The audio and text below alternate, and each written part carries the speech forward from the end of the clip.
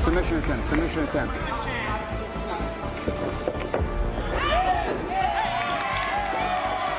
Submission attempt, submission attempt, submission attempt. Do it, submission attempt. And Andrew's passing looks good, his footwork looks good, but that submission is still Trump right now.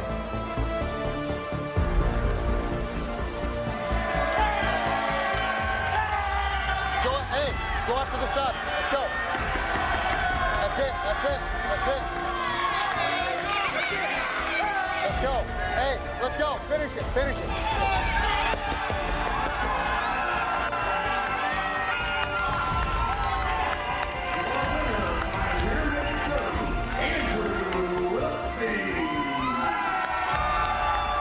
What does it mean to you to be here tonight with your Daisy Fresh crew, the Pedico submission fighting? How does it feel to be fighting as part of this team tonight? If you look out, there's 10 motherfuckers that came down. They ain't even fighting. It was a 12-hour drive. They just came to support. Dude, I love it, man. My team supports me, I support them. But they go after me so hard. Every day I think I'm gonna die. So they get me ready for shit. And then I put them down. So Panda Express every day, all day.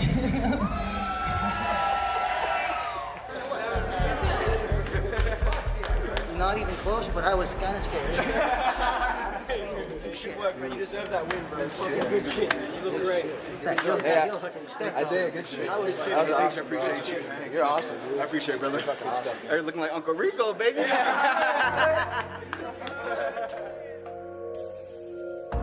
I've always wanted to come and do one of the fight to wins, you know, and then when they ask, all the guys are like, hell yeah, man, we're all in. And then Andrew said, I'm going to sit this one out. So then that kind of put things into a stall, you know what I mean? It was like, what do you mean you're out? For me, this is crazy. I know, I've seen firsthand, he can roll with anyone, he can beat anyone. I've watched him go to seminars and black belt world champions, pass, mount, take their back and finish them.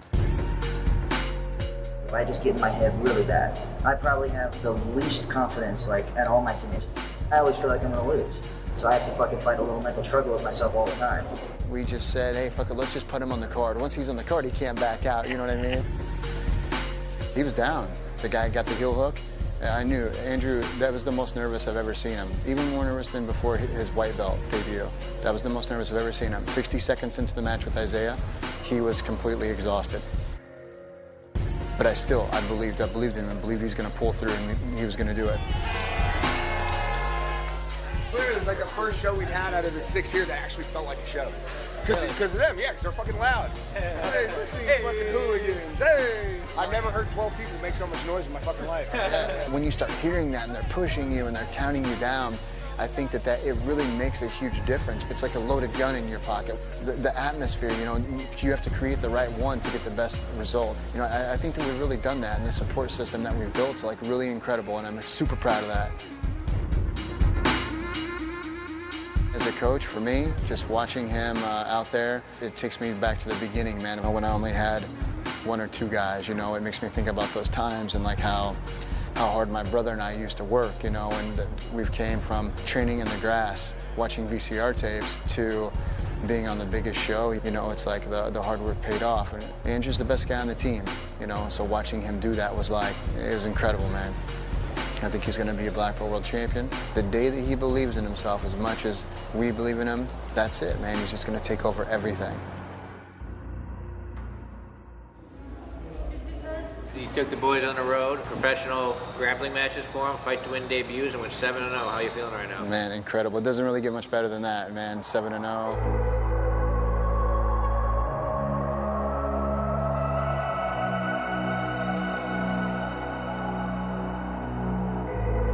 I truly believe in the guys, man. I believe in our system, and I don't think that they're ever going to be steamrolled, ever. That never crosses my mind, literally. The team went 7-0, man. They wanted to do Daisy Fresh versus the world, so they fucking got it. What did they expect was gonna happen? These guys train twice a day, every day. They live in the gym, man. They fucking left their homes to live in a fucking roof with raccoons and shit. We've been dominating every single match. It was either submission or unanimous decision every single match. It's nice to go out there and showcase to the friends and the families, because it's hard for them to understand sometimes like what we're doing with our lives. We're just living in the gyms.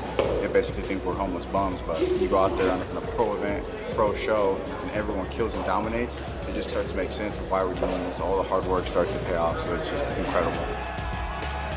I can't even put into words how excited I am to be a part of this and see everybody succeed tonight. On the way down here, I was just sitting, looking at everybody, and I never did no drugs or drank no alcohol or nothing like that, but I felt high. I was just like in this trance where I know things. I just felt like things were in the right place, truly in my heart. That's the way I felt.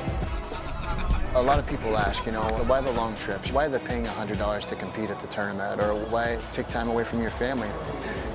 When you see these guys like Couch and like Andrew after you won, when you see them smile and you like see that spark of life like come out of them, it's really just all for that, you know what I mean? It's like to know that you've like really made a difference in someone's life. You know, I'm just a dude from Mount Vernon, Illinois. What can I really offer the world, you know? What can I do to change the world? This is what I can do to change the world.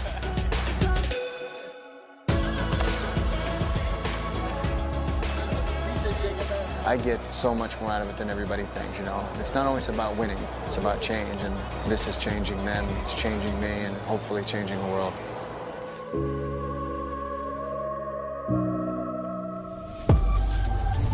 So a fight to win 146 here in Austin, Texas. I feel like I'm in a fucking palace. Hello? Oh shit, we're straight. We got 2 beds and all this floor. We could fit 5 more motherfuckers in here.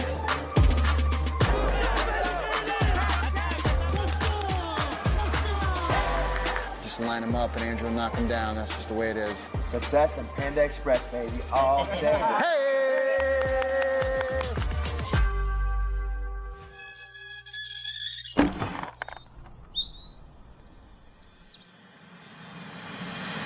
I met the guy that fucks on the crew. I got Who's the guy that fucks? Oh, This that's guy? oh yeah. He's the one that fucks? Oh yeah, I do. Florida boy, Florida boy. Sure. How the fuck y'all got show-year-old to sponsor you? So they like play this whole like, oh, we're like poor and we live in a gym and shit, and they're walking around in fucking most expensive gear everybody here. Fuck these guys.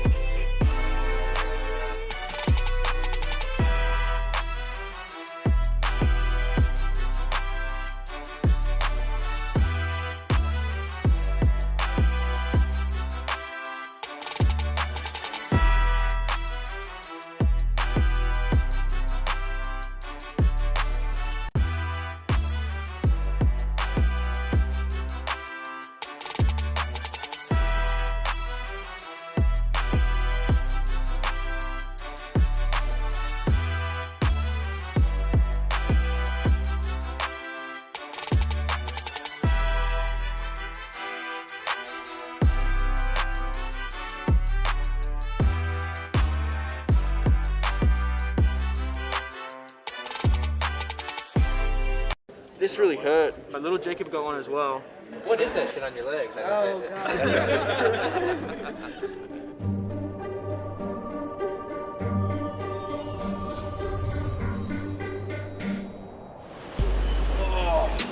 Oh, you got a new chain? Yeah, I added. I stole it from a 13-year-old.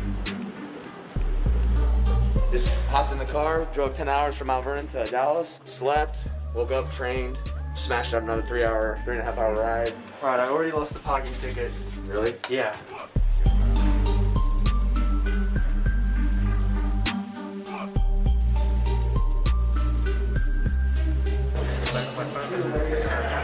my God. Hell yeah. I feel like I'm in a fucking palace.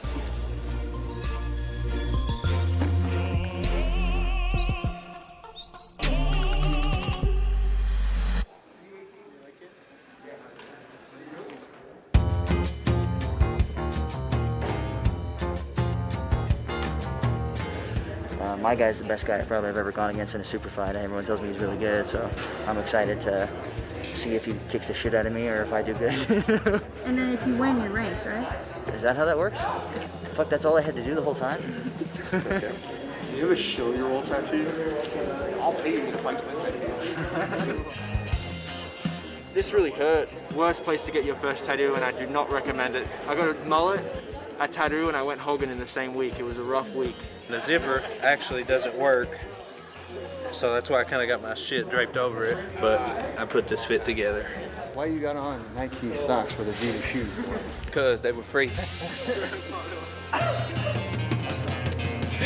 All right, Jacob Borneman.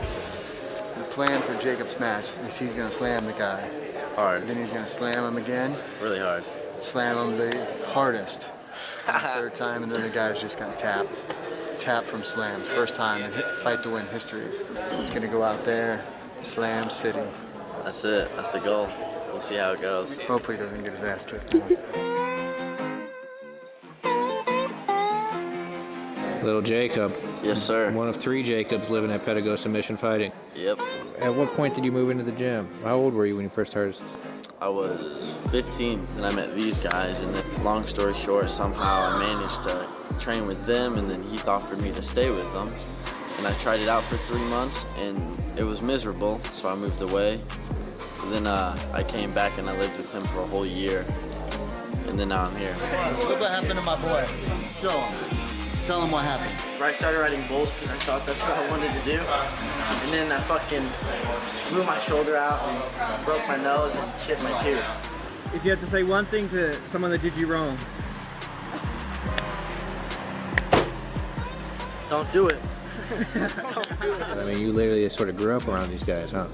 Yeah, this is all I know, really. But this is my first fight to win. I feel good. I mean, I know I train hard, so I feel like whatever I can do, I give it my all every time, so whatever happens, happens. Spatch actually texted me. He was like, yo, you doing okay? And I was like, yeah, you know, I just got the little nervous from fight to win or whatever. And he was like, bro, don't worry about it. There won't be a lot of people. It's a super small venue. And I walked in and I'm like, yeah, it's small. That's why I'm nervous more than anything, you know. What about that one? Yeah, what is that shit on your legs? I noticed that. Oh, God. No, but the other side. What's the other side? I saw fuck you, but what's this one? What does all it my stand bitches for? got dank pussy.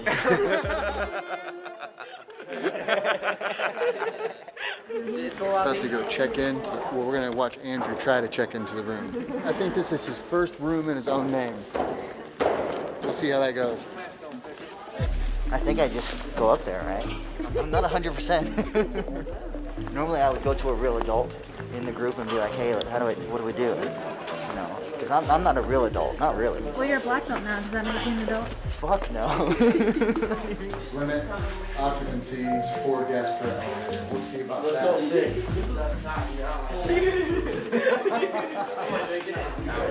Come on, sissy. Bro, what if we get caught in this? Yeah, Then we're fucked. We're dead. Yeah. You know the answer. What? You'll get on a bowl but not an elevator? What if we get caught in this? You just drank 30 beers the other day. Yeah, but small spaces aren't mine. You can ride a boat when you can't sit in an elevator. Look at him. Check it out.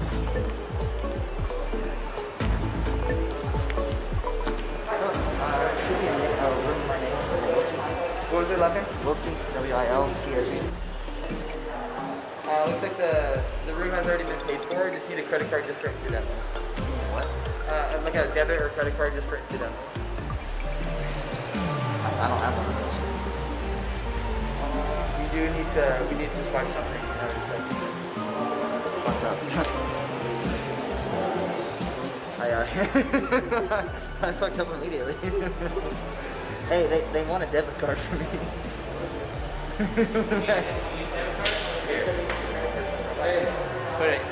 Put it on mine, but don't spend anything on it. He did just step out for a second. Michael Sears is the fucking hero, man. He came in and saved me. But now I'm gonna charge a bunch of stuff to his card. I learned that you can't get anywhere in this world without a credit card. I made it to 27 without needing one. So.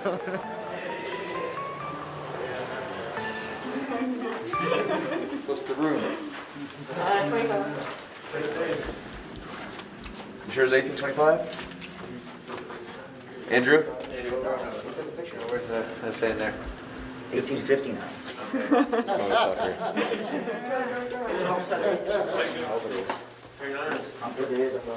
Success. Oh, yeah. Oh, dude, it's badass. And a hot tub. Nuh-uh. We're allowed to go down there? Oh, man, look at the chairs that are in the pool. This thing's badass. Bro, that's what I'm talking about. What's happening? I'm gonna wear my chains in the pool. Oh my God, Jesus mercy. What's the plan here? We got 2 beds and how many guys? Oh shit, we're straight. We got 2 beds and all this floor. We could fit 5 more motherfuckers in here. Easy. It's only 8 people. You want to rent one of them scooters and drive them around? Do we put cash in it? No, you put your card on it. You can drive it anywhere. I don't have a credit card. I got one. I ain't got no money on it, but I got one. This is too fancy for me. I'd have to sell my car to get a hotel room here, you know? It makes me feel uncomfortable. If you move them, they're like censored. Is that why there's that cord there? Yeah. Bro, no way. Pellegrino. Oh, they got Coke. They got Coke down there. You want one? $37 right there. You ever seen water in a box before? Once or twice in the movies. Michael. Did they charge you for taking that out? Where you at? No, they charge Michael Sears for They'll probably fit in Austin with those. No. Get out of here. Especially Caps. Hell yeah, brother. Just like that Austin. He's got the Austin look. He's all it. You just need a beard. I can't grow no facial hair. Don't talk. Let's see your facial hair.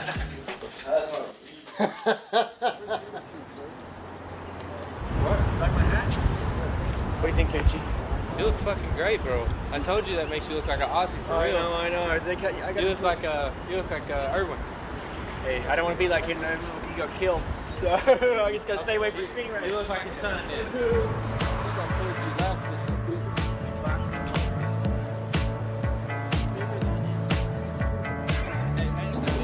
Okay, I value rationality extremely highly. Okay, I like to think critically, I like to think logically, and I try to apply that to a lot of different things, like my jiu-jitsu. I want it to be optimal. So, it wasn't until I found this story, my favorite storybook piece of fiction of all time. It's the book that made me who I am today, basically. It's 1.2 million words. It's called Harry Potter and the Methods of Rationality. It's a fan fiction. Oh yeah, and then Peruvian. I was hogging. Since I can't train, I figured I'd do something else just as dangerous. You stick your hands in their mouth, and it's like sandpaper around like their mouth, and it like just cuts your whole hand. But you just got to try to hold on because they bite you quick. Yeah, that's what I'm doing since I'm not training jiu-jitsu at the moment because of my injury. So.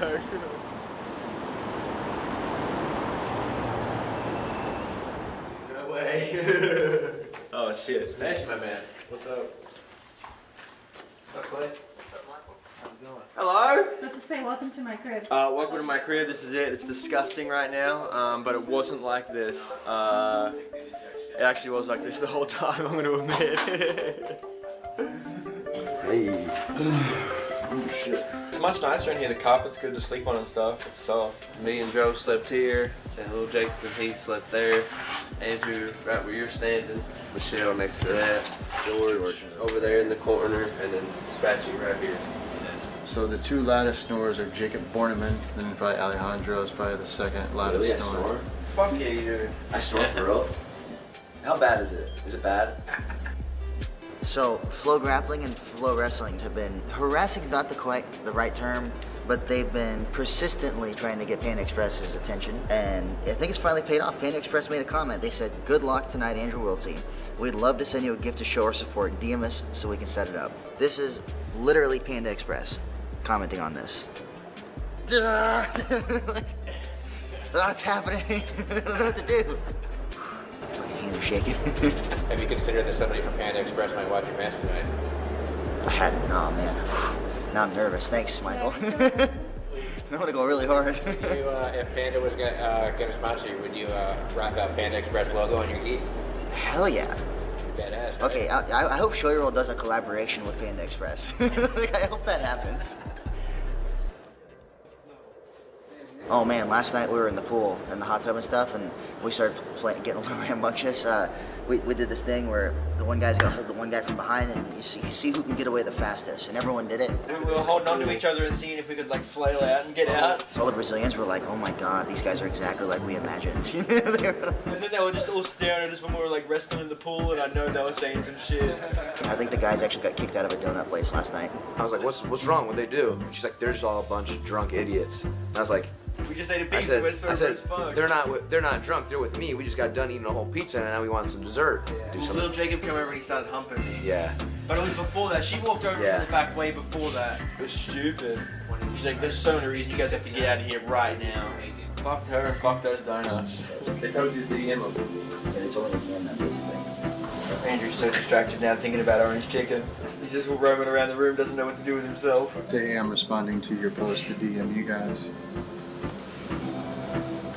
I'm responding to your post to DM you guys. I might literally be your biggest fan. Now we wait.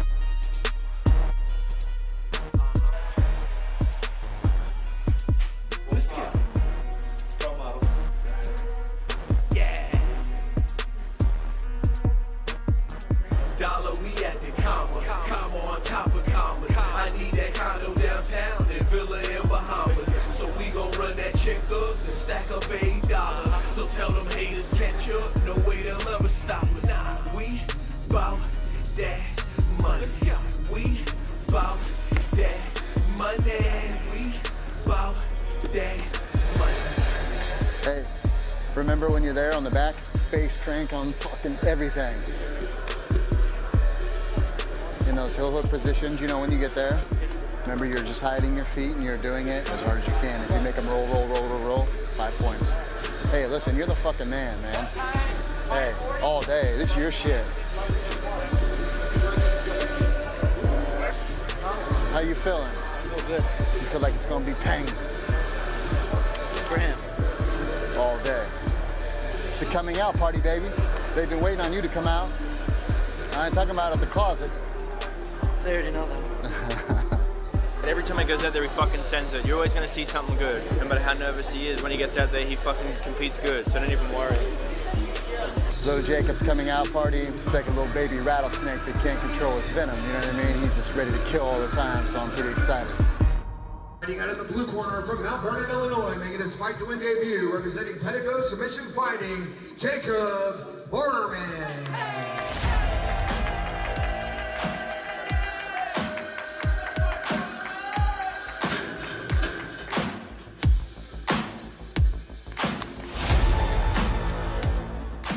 Come on, Jacob. Right to it, baby. Let's go. Nice catch. Good, snap down, heavy on the head, heavy on the head.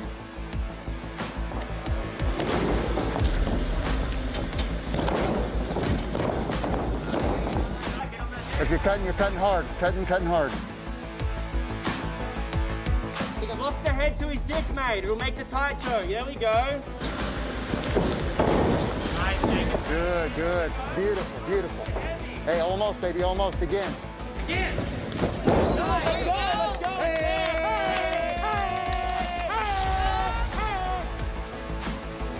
Good. He's got to open up. As soon as he does, we're back stepping out. It's really tight. Good, good, good. Hey, that's a dose. That's a dose. That's it.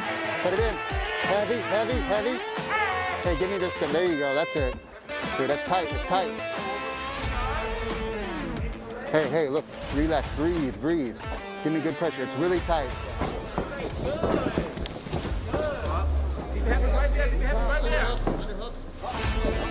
Do it. All the way up. Slam that motherfucker. Good. Again, again. Your winner, out of the blue corner, Jacob Waterman.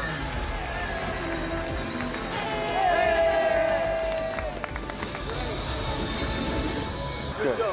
Good stuff, man. Proud of you, but you're good.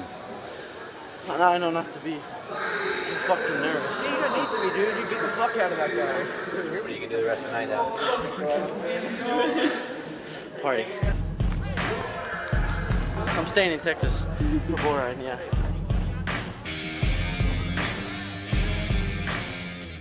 Yeah, I passed him about 6 times. I should have finished every single one. Had him in a darts, tight, but I get real nervous and I didn't want to drain all my energy, so I hurried up, let go, and came back up and scrambled with them. I wish I could have done better, but that's the thing about going out there and competing. It makes you better for your next competition or my next fight to win. Now I know that I can rely on more stuff and be more comfortable out there and do me. I can't wait. I'm gonna train harder, see where it takes me. As a white belt, he went and he won the Pans and he won the Worlds, and you know he has a college level wrestling ability. He's never wrestled a day in his life just from the hard work that he's put in, and it feels like he's just kind of growing up at the gym. So I've watched him mature, as a young adult, and it's been pretty incredible watching him do that. At 15, I didn't really know why I was doing it.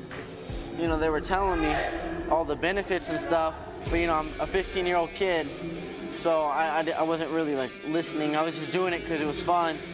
And then stuff like this right here, it reminds me what they told me in the past is coming true. If I just follow and listen to them, good things will come out of it. I'm glad Fight to Win likes slamming, because that's what's exciting to me, is getting crazy, doing crazy things, slamming people on their neck. That's fun. He's like a little miniature honey badger, man. He's just always out for blood and goes hard. He's just a go-getter. I mean, look, I think that he has all the makings of what someone needs to be like the UFC champion. He's tough. He's meaner than fuck. He's just got that grind, that Brands Brothers mentality. They just got tough Midwest ass-kicker mentality. If his heart can match the rest of his physical abilities, the sky's the limit for that guy.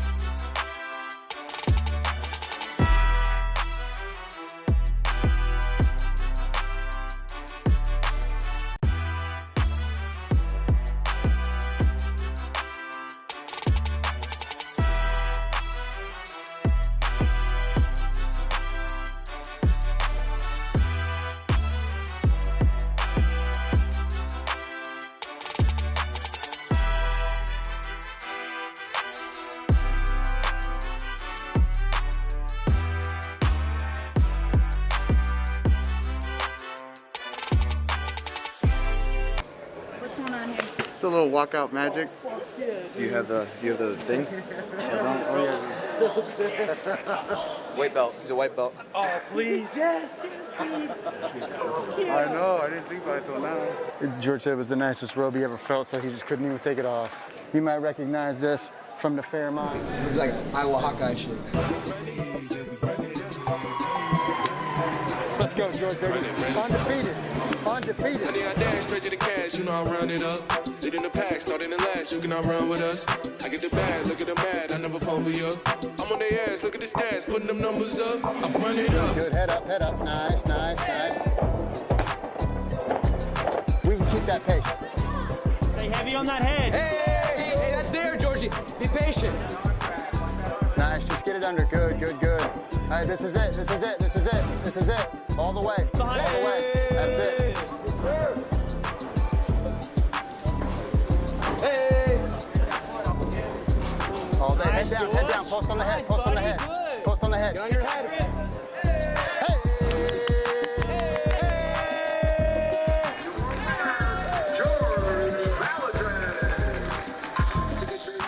I felt good, man. I felt dominant. We've been doing a lot more wrestling, so I was trying to get out there and get comfortable wrestling. So then, like a minute in, I think I heard Andrew say pull guard and just get right to it. So I pulled, got into my leg locks, and then went to work.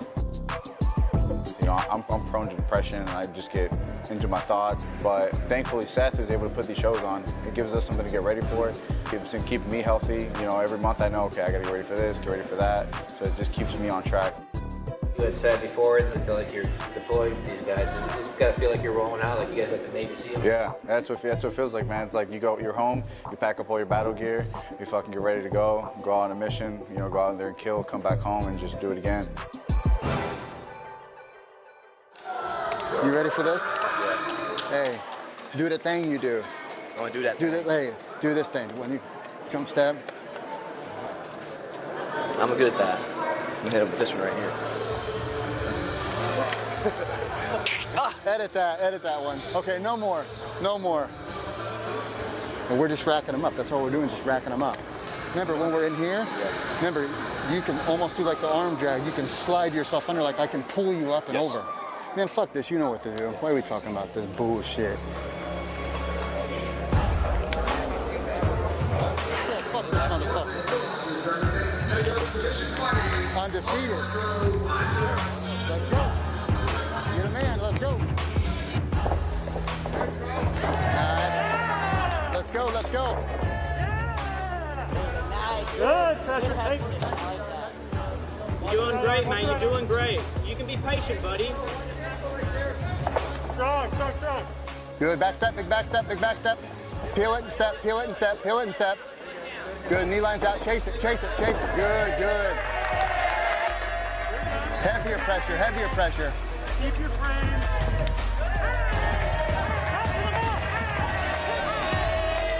Come all the way up.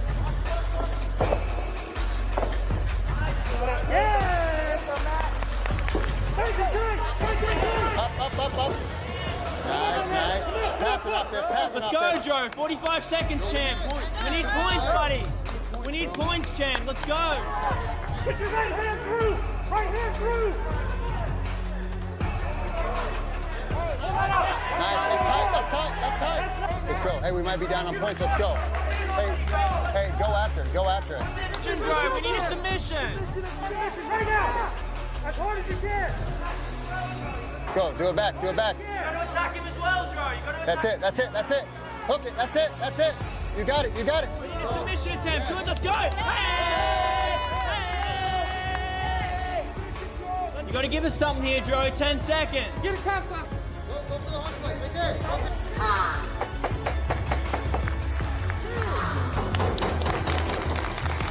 Referees, raise your flag. Your winner by split decision, out of the blue corner, Alejandro. I would have liked to controlled the submission attacks a little more. I was concerned about the rule set and chasing the submission, so I caught myself hesitating a couple times. Instead of just passing, I was thinking more about dropping on leg locks and stuff like that. So I just gotta get more familiar with this type of style and know when to just pass and try and get to my stuff. So your team, I mean, is rolling again. We're on fire, man. Everyone's riding the wave. Our room right now is just so freaking dangerous.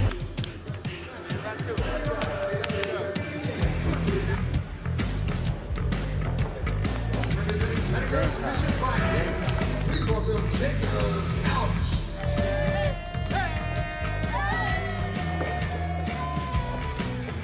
Good, heavy on the tricep, heavy on the tricep. Nice, nice, nice. All right, this is it. Hey, omoplata, omoplata. Good body, good. That's good. There we go, buddy. Just keep it up, keep it up. There we go, get down, get down. Almost there, we're almost there. Beautiful, beautiful, okay. Heavy, heavy, heavy.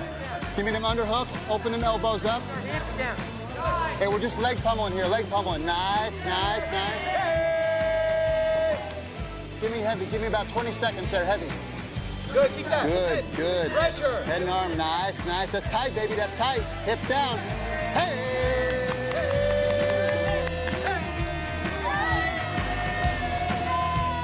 Your winner by head and arm choke, Jacob Couch. Who are you kissing? Myself. Why are you kissing yourself? I don't know. Yeah, that's what I do. I finish people. I don't go out there and fuck around. All day? Yeah, all day. All day, baby. All day. All day. 618. First off, did you put the biscuits and gravy on it tonight? I did. I gave them the nationwide tour. I took it from Dallas to Austin, and hopefully I can take it to wherever Fight to Win goes next. I just feel really confident on the mat. Anybody that comes to their knees with me, I know why they're doing it. They're doing it because of the leg lock threat, but I feel like people who see people with the leg lock threat automatically assume they don't have any other aspect of the jiu-jitsu. I just beat him up really bad. I got straight to it, swept him. As soon as I got on top, I knew he wasn't gonna be able to get me off. I was too heavy. I just out-positioned him and out-grappled him, ended up finishing with an arm triangle. The trailer I grew up in, I could touch the walls by just spreading my arms. My head was almost hitting the ceiling. The floors always kind of had like dents in them. So you'd walk and you'd have to like watch your step, because you step too hard in the wrong place, you're gonna step to the fucking ground. I knew I didn't want to be there forever, and I understood the misery it caused everyone else that kind of got sucked into the small town trap. And I could see that from a very young age, around 12 or 13. I could see that I wanted out. Now I get to travel to Austin and Dallas and LA and New York. Hopefully soon, when all this stuff passes over, you know, out of the country maybe, that would be something to die for. It's so surreal. Like, I remember just sitting there, like literally staring at the mountainside, like wondering what I was gonna do with my life, and not really knowing, and winning matches and training as hard as I do and putting it all out there on the line every day with my teammates and my friends. That really gives me a sense of direction. I feel very lucky to be the fortunate one to break the cycle.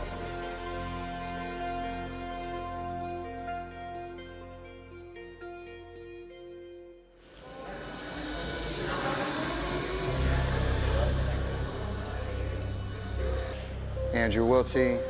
Who's Andrew going against? John Combs. That's right, John Combs, the guillotine machine. He's an 80cc trials winner. He's an 80cc vet. You know, he's got good wrestling. You know, he's got really good guillotines. Like I said, he's probably one of the best guys I've ever done a super fight with. And so now I get to really see, okay, how good am I actually? No Panda for Andrew Wiltsey. This guy is officially between me and Panda Express right now. What does that mean to you? He might be better than me, but I don't think he's gonna win. This is really important, man. Fighting out of the blue corner from Mount Vernon, Illinois, the fight to win record of 1 win and no loss. Representing Panda Submission Fighting, the veteran Andrew Wiltsey. And fighting out of the red corner from Boulder, Colorado, the fight to win record of 6 wins and 6 losses, representing Easton Brazilian Jiu-Jitsu, 80cc veteran, Professor John Combs.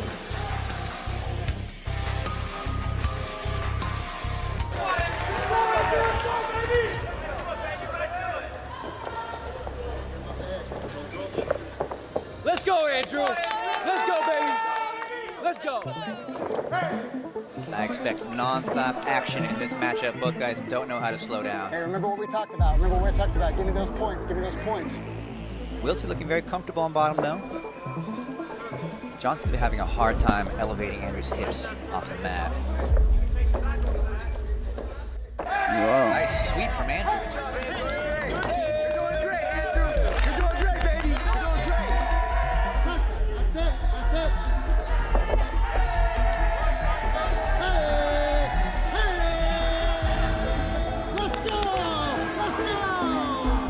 Andrew Wiltsey in the driver's seat. Congratulations on scoring 0 points, Andrew. Underneath. What we talked about. One plot. Yes, that's it. Drag it back, far away. Far away.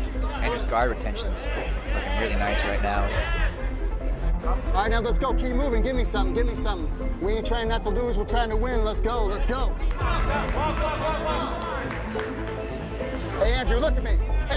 Andrew, let's go, baby. Let's go. It's your shit. Let's go. Andrew on the verge here of his biggest win as a black belt ever. Head down. Hey, that's points coming, baby. That's points coming. Let's go. Let's go. You're the fucking champ, Andrew. 1 minute 40, baby. Let's go, John Cole. Attack. Andrew, let's go, baby. Let's go. Under 30 seconds, Andrew. Here it comes. He's going to look for the leg lock. John hasn't stopped moving, but he hasn't made a lot of progress towards any kind of pass. Let's go. Give me 10. Count down for 10. Under 15 seconds now. 15. 9, 8, 7, 6, 5, 4, 3. Hey! Let's go.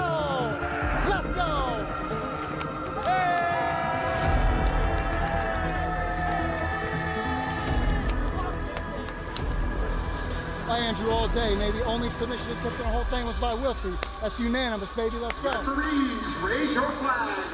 Your winner out of the blue corner, Andrew Wiltsey.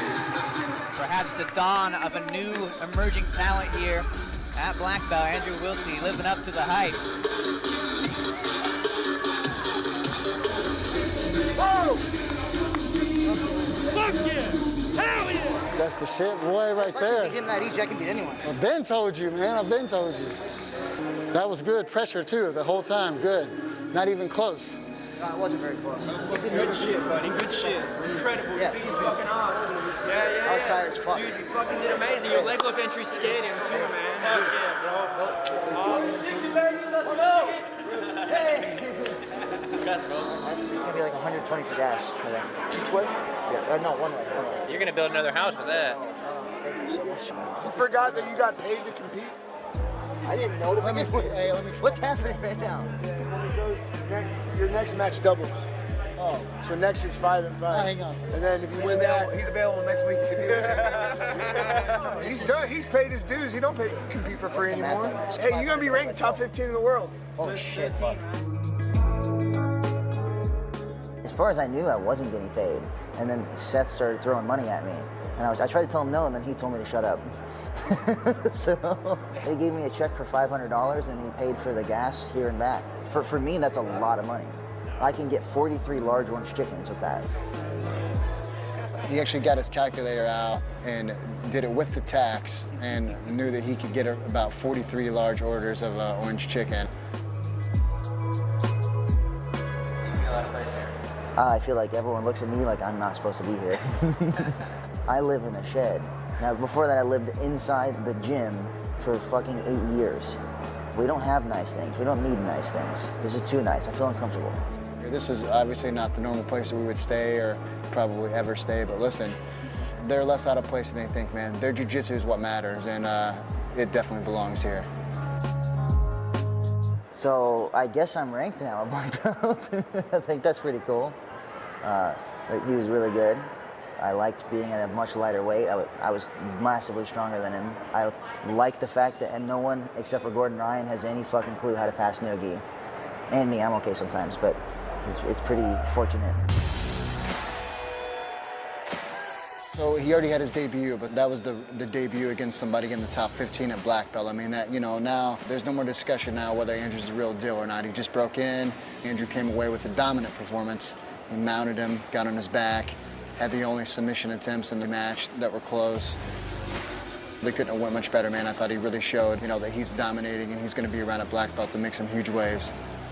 John Combs is an incredible guy. We were kind of bummed that the win had to come against someone that we look up to, but that's just the way it goes, you know what I mean? So just line him up and Andrew will knock him down. That's just the way it is. At least now, I know I can hang with black belts that have fought in the ADCC, and if not one had success. I think I'm gonna just go win the ADCC. I might as well try, right? There's no reason for me not to try, right? Like, all I can do is lose. The rest of the night was really great. The team had a lot of success. It was just a complete domination. Winning's awesome, but watching my teammates win, there's no better feeling than that. Because we know how hard we push each other, and I know how hard all my teammates work. So watching them succeed is the best, most gratifying feeling that you could ever imagine.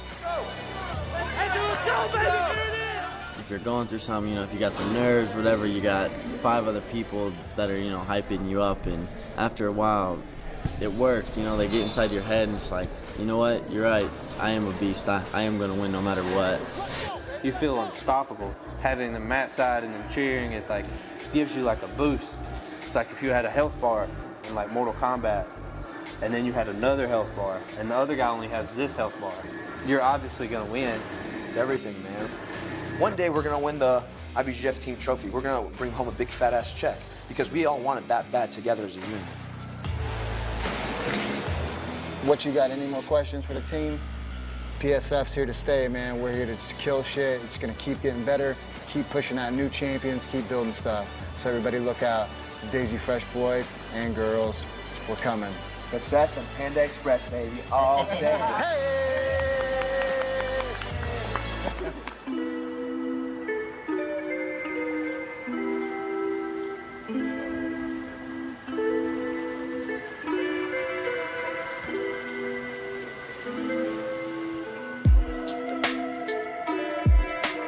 Can I get a large entree of orange chicken?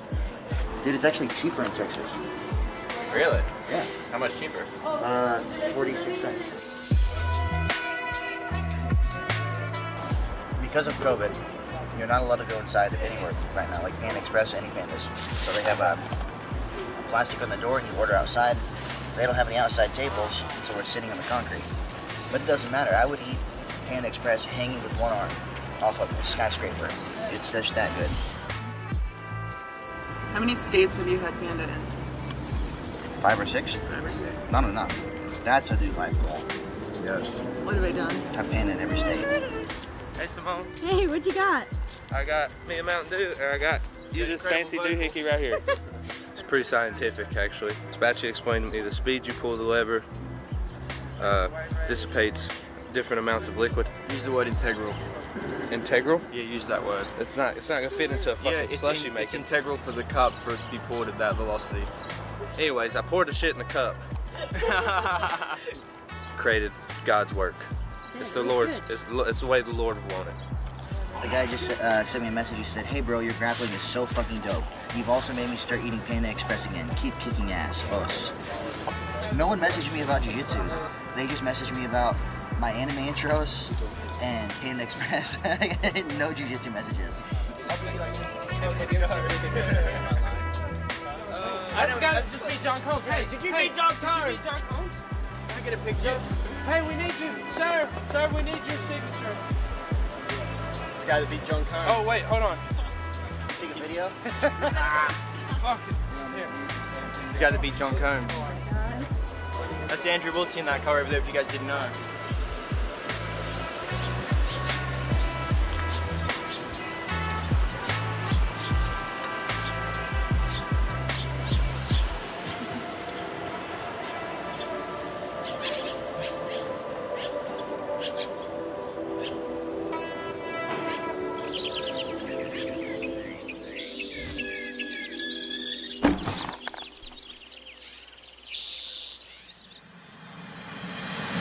All right. Go ahead. Okay. Well, if I cut whatever's in here, I might cut myself. This is it. The Panda Express. He's shaking. He's gonna cut us off. Take his time. Dude, is this real life? Dude, hell yeah. Dude, it replaces the drawer.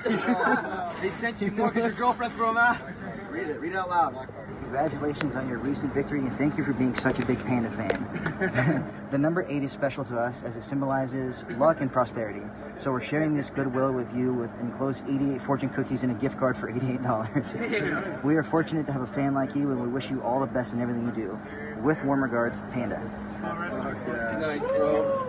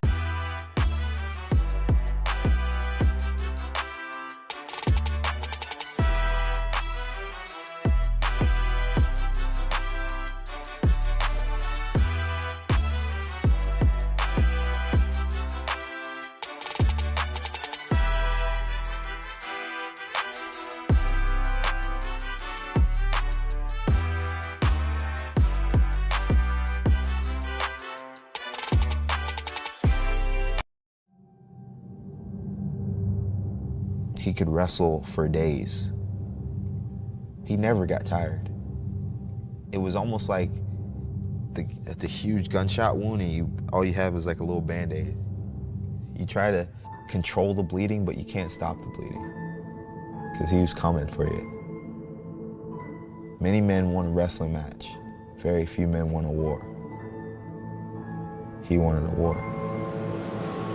And that man, Metcalf, a 3-time All-American in the 140. Out of the gate, he was awesome. He was awesome. He had a high-level mentality, and not a lot rattled him. He's very crafty. He wrestles a hard pace, and he's going to be in your face, and he's got that tang. Metcalf has done it. He was mean. He'd punish you in every way possible. He built a brand in 2010. It was the Metcalf brand. He was almost a fairy tale. It was like a myth, you know?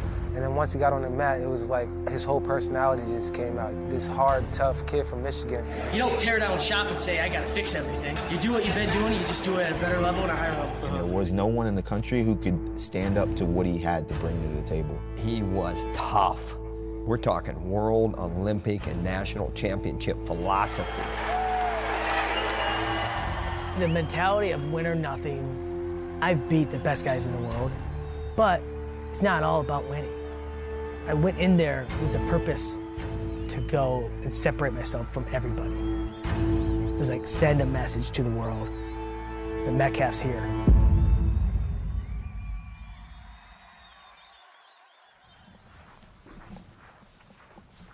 What do you got? Uh-oh. Lots of them? How much? Look! You can look how much is in. Look at it! Look at Oh, yeah. Show them. See it? There's big. Yeah, nice. You got a lot of green ones in there, but I see a strawberry, guys. Where? Right here. All right. Little one. I already eaten them. Oh, you did? Well, somebody can eat that one right there. Can I eat that? All right, be careful, be careful. It's not red. Don't eat it. I see red ones in here. They love peppers, man. You got it? Mm-hmm. All right, cool. Great harvest.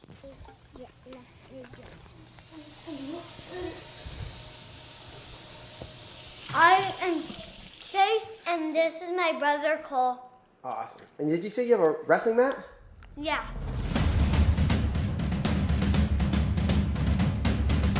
Shake hands. Go.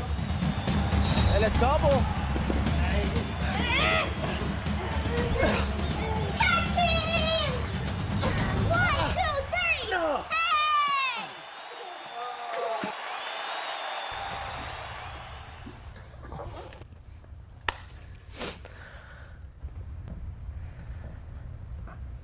How'd you get into wrestling?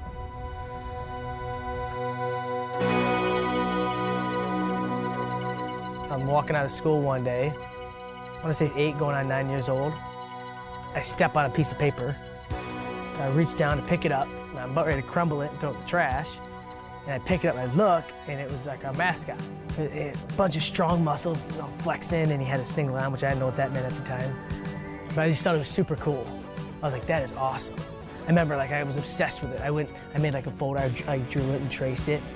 And this, to me, this was another thing where I'm like, hey, don't know what this is, but let's try it. Let's do it, you know? And it's solely because of the picture. Goodrich was, I didn't know this at the time, but their kids program was like the best kids program in the state at that time period. Goodrich was the best. I remember walking into there and there was like a standard already, like, hey, we win. You know, our club wins at the end of the year, you know? It's so hard to remember what moment hooked me in the sport of wrestling. I think that just in general, when I look back and think about it, I believe that I love most that the mano a mano, and that I have control of my destiny. Win or lose, I can always point at me. We had 3 future NCAA champions, myself, Donahoe, and Reeder. We all grew up at that young age in that system together. But how lucky am I that I just happened to pick up the flyer for that program, and I walked in an environment where there were these level of athletes in the waiting, you know? So Paulie was a Goodrich kid. We actually lived pretty darn close to each other. Paul Donahoe, remember, he kind of put his arm around me, and he was having a lot of success. So he was a guy that you kind of looked to, like, oh, hey, he's winning all the tournaments, and you're winning some, but not all. We were at the state freestyle tournament, is what it would have been. So like little kid state freestyle tournament. And I remember he grabbed me that tournament, was like, hey, we're gonna warm up together, me and you. And I was pumped because he was like, again, the rock star of our little club, right? So we warmed up together, and I remember one thing that we always did before every single match, we'd go in like to the corner of the room, like we'd stick our head in the room and do like a little tripod thing, and he'd be like, all right, close your eyes. He goes, now imagine your opponent in front of you, whoever you're gonna wrestle, imagine who it is. Okay, now imagine, he was walking me through this, right? Imagine the takedowns you're gonna hit. All right, so shoot them, hit your takedowns. All right, now imagine your turns. Now imagine this, now go through this, go through that. All right, now get your hand raised. Watch, see yourself getting your hand raised. And I did all this, and this was, I'm 10 years old, and Paulie's teaching me how to do this, right? And sure enough, that tournament was the first like big state tournament that I won. And from that point on, like I said, all the way until my last match at the Olympic trials in 2016, before every single match, I closed my eyes, whether it was in a corner or a chair, closed my eyes and I walked through the mat. I walked through what takedowns I'm gonna hit. I walked through how I'm gonna set him up. I walked through how I was gonna turn the guy, and I always pinned him in the end. No matter what, I always pinned him and I always got my hand raised. And at 10 years old, little Paulie Donahoe was my sports psychologist, and he taught me literally what could have been like my little golden ticket that led to a whole lot of success, you know?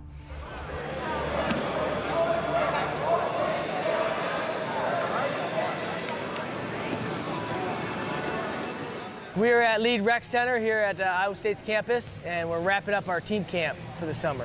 We've got teams from Texas, Michigan, Minnesota, Indiana. We've ran the last few days, kind of whittled out who the best teams were. We had a championship duel last night, and we did an all-star meet too, where you had the best undefeated guys got to kind of square off against each other. So that was a lot of fun. And then today we're running like a little mini tournament just to give some of the kids who need some extra matches in an opportunity to compete. They check out today at 11. You were wrestling McFarland at Michigan. McFarland, you're crying like alligator tears, and McFarland feels like bad, and then McFarland goes to water fountain, you follow him, because I used to tell you guys, you couldn't go away. McFarland turns around like, because I would tell him that, like, We tell him what? You know, if someone goes to drink, follow him, like, we're not done until I say we're done. See, the crazy came from somewhere. What? The crazy all came from somewhere. Showed a little bit. Yeah, once that bond's there, it was like, so he'd follow me into fire and vice versa. There's a lot there. Yeah. I look back and I think of the coaches that I had. The timing of it is, so I'm getting involved, just starting to get involved in wrestling. Roy Hall is just finishing up his college career and coming back to town. Mr. Metcalf would bring the boys up after our high school practice, and they were little towheads, like blonde hair. Mom had them dressed perfectly the same and stuff. So that would have been 1996, I would say. 96 probably. Day one, Roy Hall comes in and he puts in a TNT video, Tom and Terry Brands. We sit and watch it, and we're like, you know. And he goes, we don't know this guy, and he goes, you guys want to win? You're going to wrestle like that. And it was day one. And the way I remember it was every single time he would come over, he'd put the video in. I didn't even know who Dan Gable was, but I knew who Tom and Terry were because of the video, right? My first impression with Brent, when I really got to know him, was Chase, his older brother, and I had an amazing relationship right at the get-go. And Brent was wired a little different. He came and he showed us his movies. Hey, this is called The Gable, right? And then went over my head at the time. I don't even know what that means.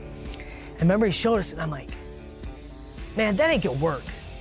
Like, right to him to his face. I'm like, that's trash, dude. I was like, that's not gonna work. So he spoke his mind, which I thought was cool too, because of confidence, you know. And Chase wanted to choke him because how dare you be disrespectful, you know, and his confidence level, you know. It made me laugh, like, he was assuring himself.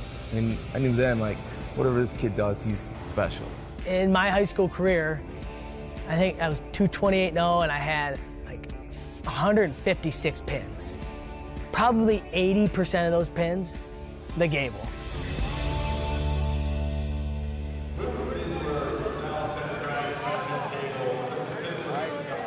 I wrestled him. I'm thinking, like, I'm gonna at least get one takedown. Like, I know Metcalf's tough. I'm gonna at least get one takedown. This is like your first time on camp. Like, first time. After you committed and stuff. After I committed, I came down and trained. I didn't score at all. I think I touched his leg twice. I forgot what his leg felt like. So it was a bad day. I'm going back to the airport. I'm calling down like, Dad, I didn't take him down. I didn't even touch his leg. Like, this is gonna be a long year. This is gonna be a long season if I can't even take Metcalf down. He's tough, but I should at least get one takedown. Like, he'll slip on the mat or something. Like, just jump on him. Nothing. So then my dad was like, oh, that's okay. You know, just get ready for Vegas. I'm like, I don't even think I have confidence for Vegas right now. I don't even know what to even do right now. If we just wrestle for 10 minutes, then it's a scrap. But if we do like a little match, then he gets a little pride. He's like, all right. Yeah, I got a little head pin. I get a little stalling going a little bit, a little block. Sit back. I swear, last time we wrestled 10 minutes, Metcalf took one shot. You took one shot. That's all I need to take. Got that defense, hey, I scored a lot of points though, didn't I? You did. Off head pinches and stuff, but those are like great. Those are like old people moves. Those are like little cheap moves. It's that man strength. I'm gonna get there, dude. Don't worry. I'm gonna do a little preseason with you guys. I'll get her dialed in. A little run. Maybe not run. You know what I'm saying? Yeah, you guys out? Yeah. All right. You guys drove, right? Yeah. Have a safe drive, man. Have a safe drive. Windshield. Hope you guys had an awesome time.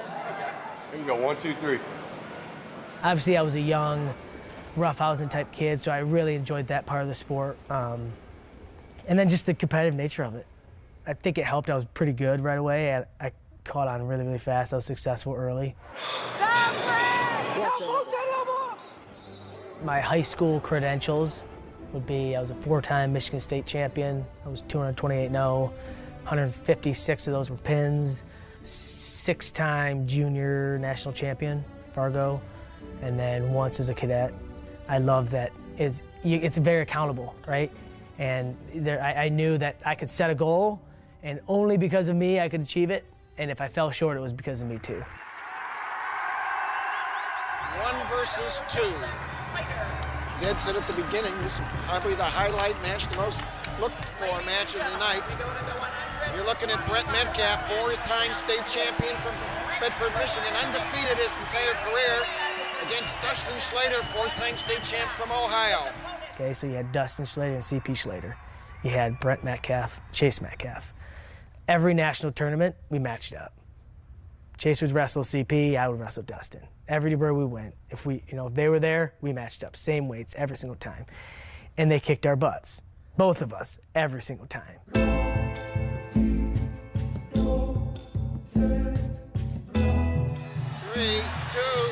1. And that's it. Dustin Slater, champion at 145 pounds.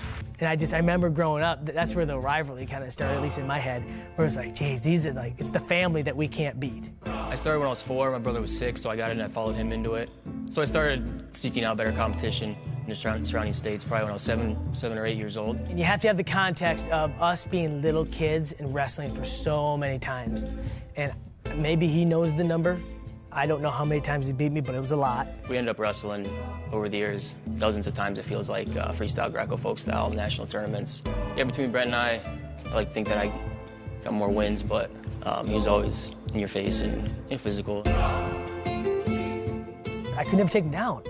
That was always the catch with him, was he'd always sneak in a takedown, and I never could.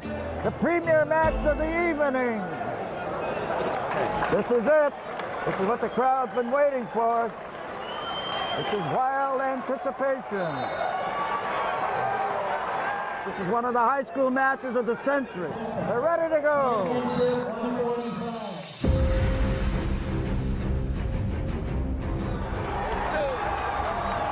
Wow! So to set up the Medina match, I'm doing great in the state of Michigan. There's something else where I'm like, this is what I'm chasing after. Scored 2-0 with 59 seconds left in the first period, Bob. More context is my senior year, him and I are number 1 and 2 ranked. So your pound for pound rankings, you probably got him, me. Metcalf has been the aggressor for about the last minute. A few things that stick out in that match is I was down and he was very crafty. I don't know if he gets a lot of credit for that, but pretty sneaky with some of the things he did. I was trying to cut him loose. He was on his feet, and I knew, I didn't want to give him a stall call at that particular point in the match. And he grabbed my hands, held him there, and at the point I felt like I put my head in his back, and I was trying to get rid of him, and he was holding on, and the ref was just like, okay, stalling.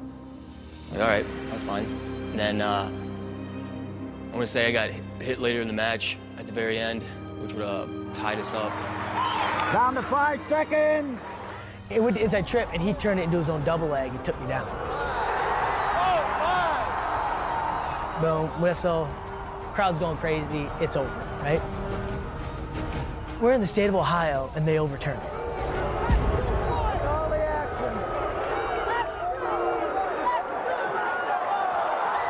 And they're like, nope, buzzer was up. I was convinced, I was like, all right, I lost. Buzzer's up, they're like, no takedown. Time was expired. So they changed it, and I think there was probably time left, and they gave 2, and it was, from what I thought, clear, but. We're going to overtime. This will be one for the books, that's for sure. No one scores, so then we go to double overtime, right? So one guy chooses down, you get out, you win, you don't get out, you lose. I chose down and I get to my feet, I couldn't break the law. Wow! I mean, he almost had his neck broke there. That's one of those things where we went out of bounds like 10 times. He stood up and we'd roll and just back and forth, back and forth. 9 seconds.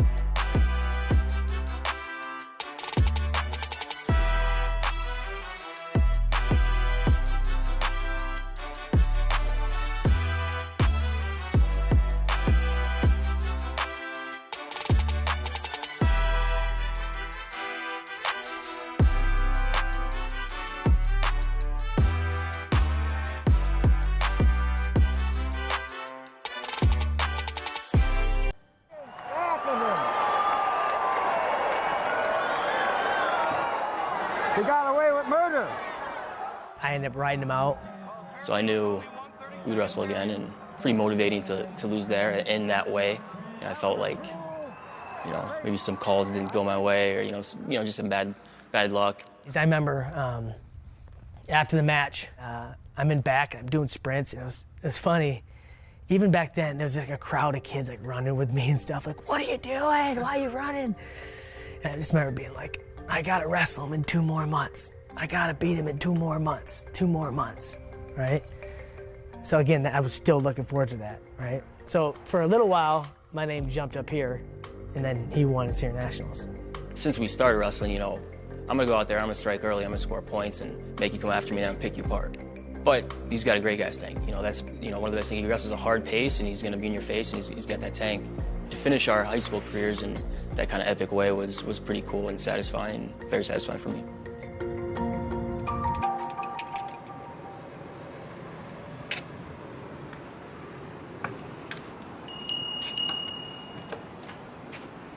Maybe you can help me out. Yeah.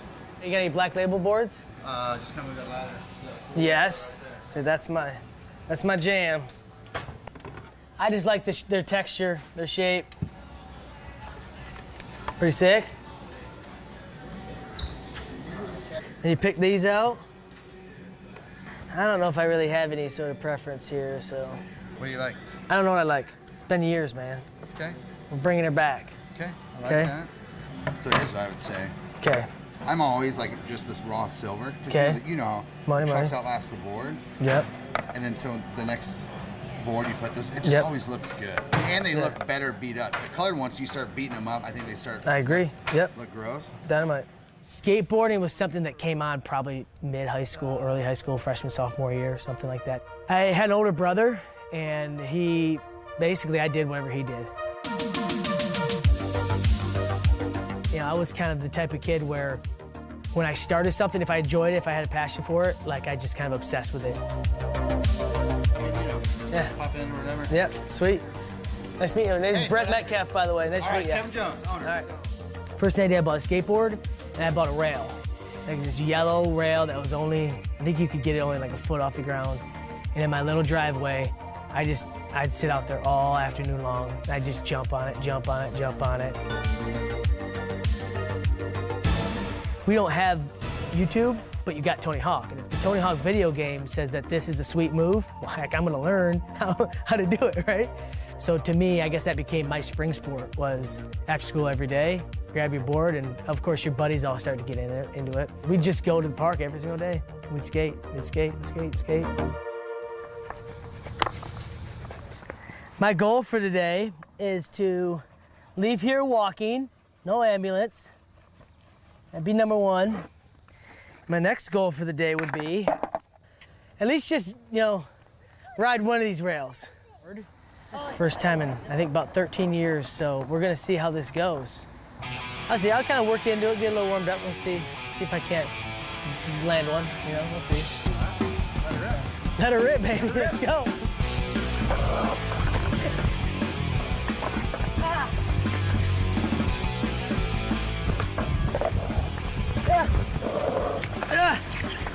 We'll get her on, we'll get her done.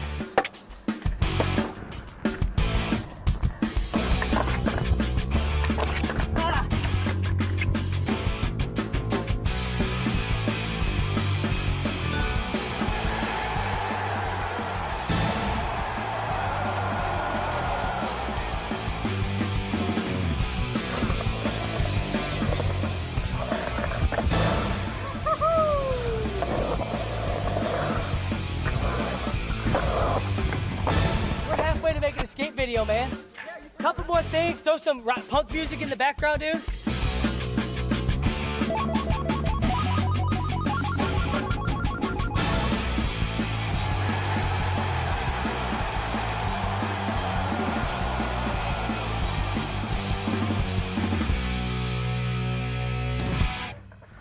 Whew. You're up, Chase.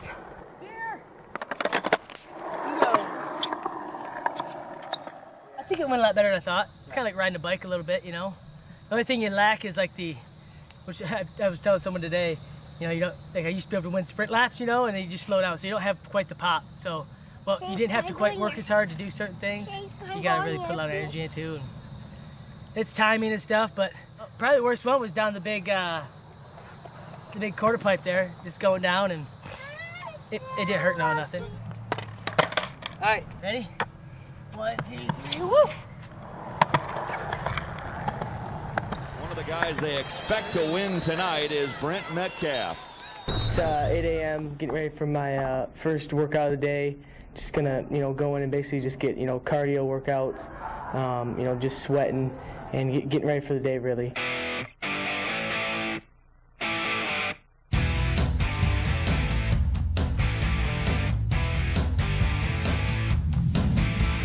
Just got back from workout, gonna cook up some oatmeal and get a little recovery in before I head to class. Again, I don't know anything about Iowa. There's no, outside of like magazines and things, like it was never foregone conclusion I was going to Iowa because I went to Virginia Tech.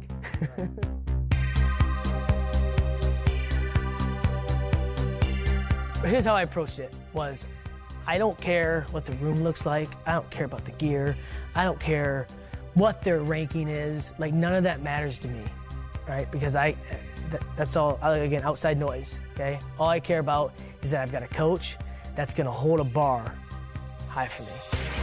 Good! Switch! Bottom man set! From a success point of view, win-losses, we're looking at it from a style point of view to develop that style. Is he escaping on you? He called me up and it was a 10-second phone call. He goes, hey, this Brent? Yes, it is. Hey, this is Tom Brands. Hey, coach, how you doing? Do you want to be an Olympic champion? Yeah, coach, I do. Okay, good, see you later. At the gate, he was awesome. He was awesome. The first time I really got intimate with him was in Enid, Oklahoma at the duels, and he could squeeze pretty hard on a gut wrench. From there, it was on. Raised by Tom and Lynn, coached by Roy Hall. What more could you want? The year that I went was his second year. I don't know any of the context of him being, and then the Jimmy splitting it, and then he takes the head job. I didn't know any of that. I know this coach called me Tom Brands. I know who Tom Brands is because of the videos. I don't know anything about Olympic gold. I don't know any of that. I know the videos. That's all I know. Brent was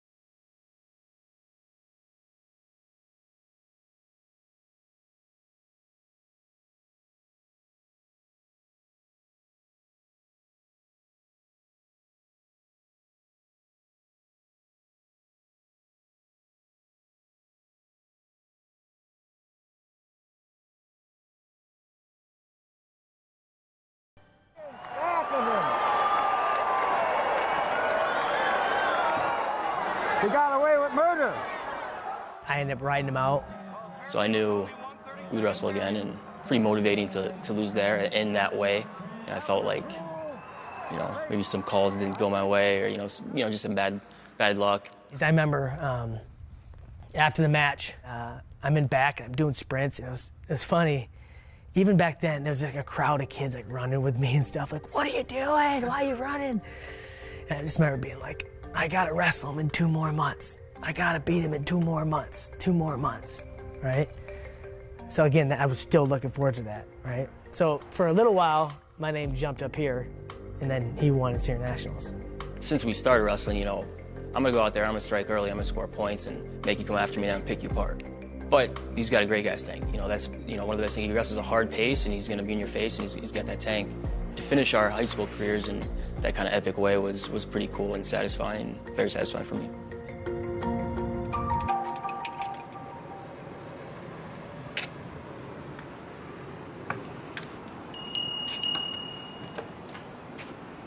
Maybe you can help me out. Yeah. You got any black label boards? Just come with that ladder. Yes. See, that's my jam. I just like their texture, their shape. Pretty sick. And you pick these out? I don't know if I really have any sort of preference here, so. What do you like? I don't know what I like. It's been years, man. Okay. We're bringing her back. Okay, I like Okay. that. So here's what I would say. Okay. I'm always like just this raw silver. 'Cause Okay. You know, Money. trucks outlast the board. Yep. And then so the next board you put this, it just Yep. always looks good. And they Yeah. look better beat up. The colored ones, you start beating them up, I think they start. I agree. Yep. Look gross. Dynamite. Skateboarding was something that came on probably mid-high school, early high school, freshman, sophomore year, something like that. I had an older brother, and I did whatever he did. You know, I was kind of the type of kid where when I started something, if I enjoyed it, if I had a passion for it, like I just kind of obsessed with it. Yeah. Pop in or whatever. Yep, sweet. Nice to meet you. My name's Brett Metcalf, by the way. Nice to meet you. Kevin Jones, owner. All right. First idea, I bought a skateboard, and I bought a rail. Like this yellow rail that was I think you could get it only like a foot off the ground. And in my little driveway, I'd sit out there all afternoon long. I'd just jump on it, jump on it, jump on it.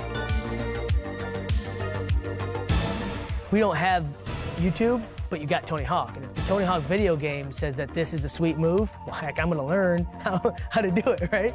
So to me, I guess that became my spring sport, was after school every day, grab your board, and of course your buddies all started to get into it. We'd just go to the park every single day. We'd skate, and skate, and skate, and skate. My goal for today is to leave here walking, no ambulance. That'd be number one. My next goal for the day would be at least just, ride one of these rails.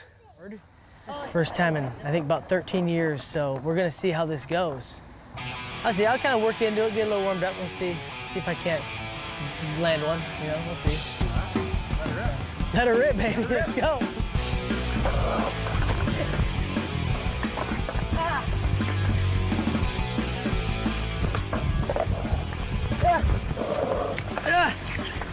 We'll get her on, we'll get her done.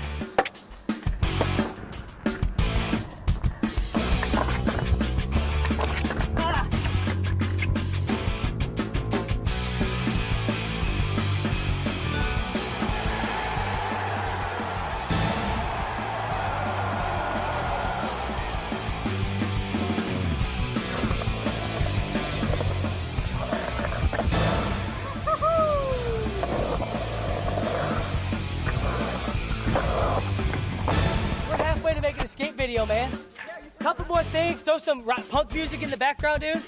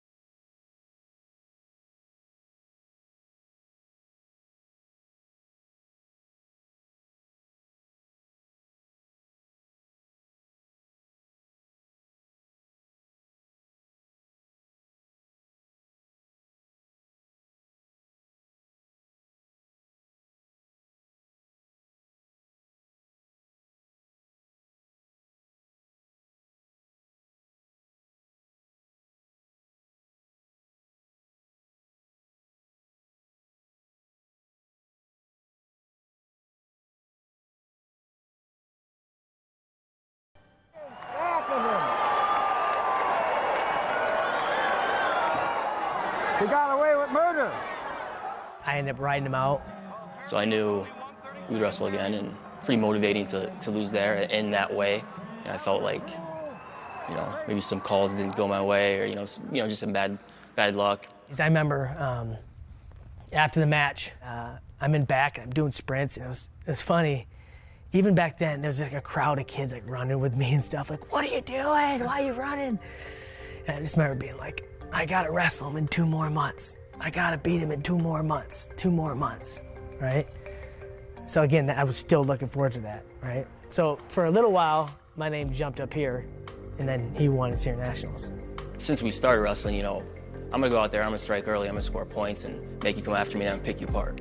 But he's got a great guy's tank. You know, that's, you know, one of the best things. He wrestles a hard pace and he's gonna be in your face and he's got that tank. To finish our high school careers in that kind of epic way was pretty cool and satisfying, very satisfying for me.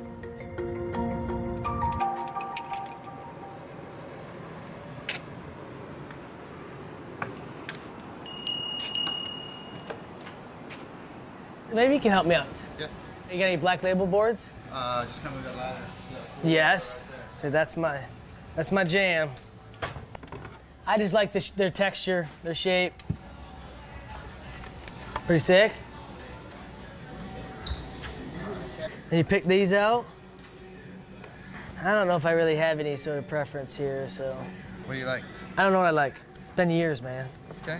We're bringing her back. Okay, I like Okay. that. So here's what I would say. Okay. I'm always like just this raw silver. 'Cause Okay. You know, Money. trucks outlast the board. Yep.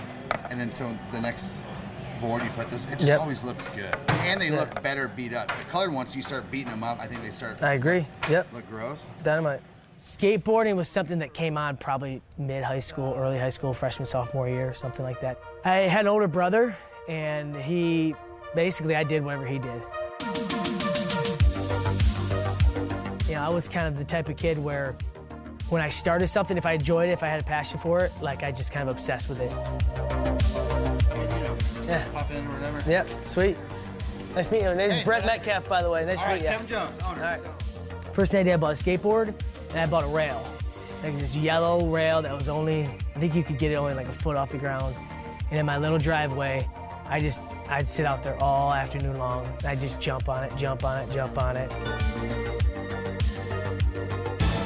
We don't have YouTube, but you got Tony Hawk. And if the Tony Hawk video game says that this is a sweet move, well, heck, I'm gonna learn how to do it, right?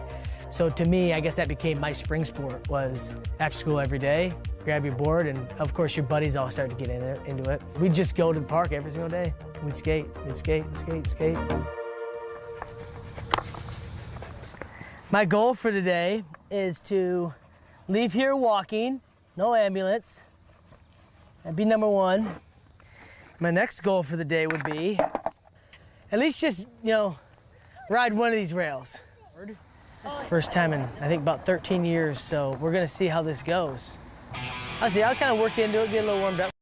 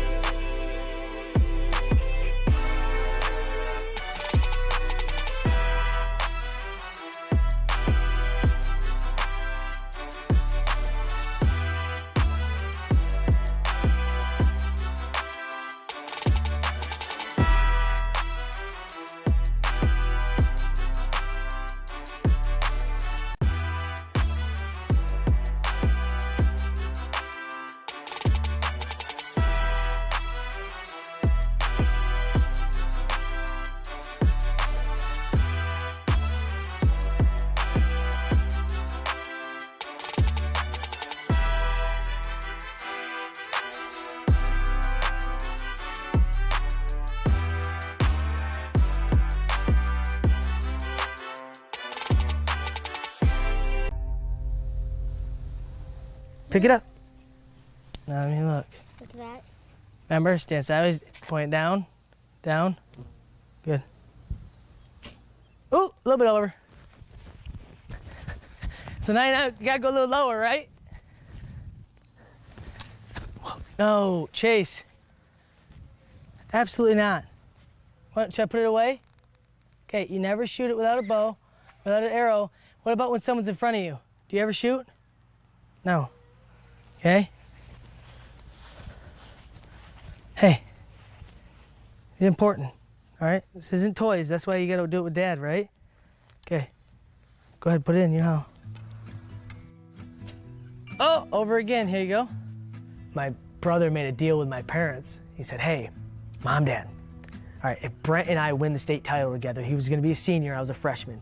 We win the state title together, can we get tattoos together? And my parents were like, yeah, sure, great, you know. I mean, I don't know if they were for or against it or what. Maybe they thought it wouldn't happen, who knows? Sure enough, he's a senior, he wins the states. As a freshman, I win the states. So he's like, hey, we're getting tattoos. I'm not a huge tattoo guy, but you know, obviously now, after all is said and done, like it means a lot more to me now because I've got maybe that piece of us together. To me, it's just a special moment. It's like, oh yeah, when I get to say, well, my brother and I got together. My brother's passed, but you know, I still got that there, you know, and I still live family first, you know. You ready? So aim it lower. Nice. That's dead center. Go look. Right in the middle of that B. Great job, man. Good job. Proud of you. Did good. Except when you tried to shoot me. I wouldn't say that this is something that I regret, but it's just a detailed story which is interesting. You just never know, and I like to kind of put that out there, right? Is when I went to Virginia Tech, and I remember Tom calling me one day and going, hey, listen, if your brother wants to come with you, you can. He can come, you know? And I remember going up to him and being like, hey, you're gonna come to Virginia Tech and I want you there with me, but you're gonna put down the drugs, you're gonna put down the alcohol. Like, we're doing this clean and we're doing it together and we're gonna take the world by storm. And then I just remember he thought about it. He's like, no, he's not going. Hey, Chase. Chase. Wave at me, Chase.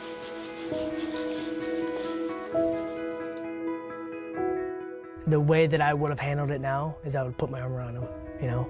I said, hey, man, let's do this together. What you might do with an athlete that's struggling, have him move in with you, right? You know, and I say, hey, let's do this together. And not hold their hand, but say, hey, instead of, because when you're in that situation, if you punish them, like, hey, you're wrong, wrong, wrong, they're gonna go the other way, you know? But I do think, you know, after, like I said, I think that environment would have been the best thing for him, if he would have ever went. I know that you lead that life, you continue to play with that fire, it's gonna burn you. And the best way, I think, to help kids, especially one like my brother, would have been to give them love. Give them love, and then just like kind of coax them into the light.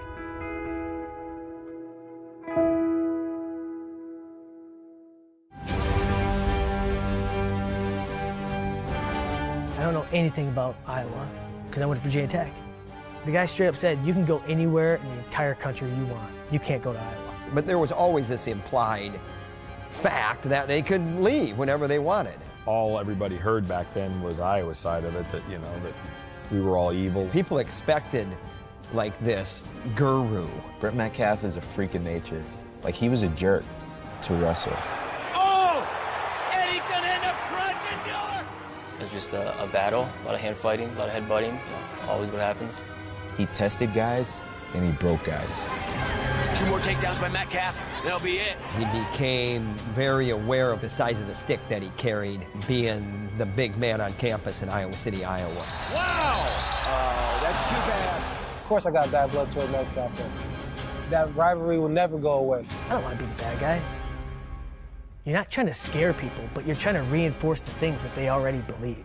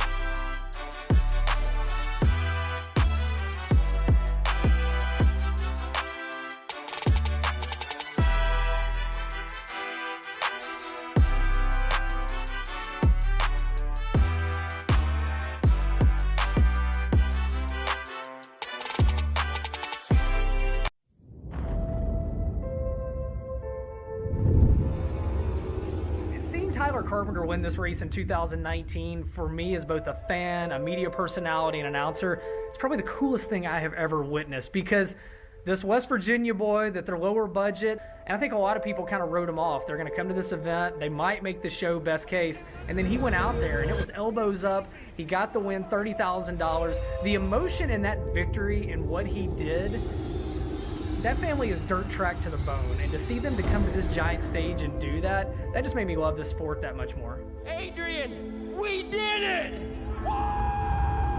It's very surreal when you pull across that bridge and you're crossing the mighty Mississippi and you see downtown St. Louis. I think for these teams, it represents a chance to do something they've never done on a stage that a lot of these guys have never got to be on. It doesn't matter if you've been a B-main car your whole life. If you register and you're in the Dome, to the Gateway, Dirt Nationals, or whatever, you are somebody.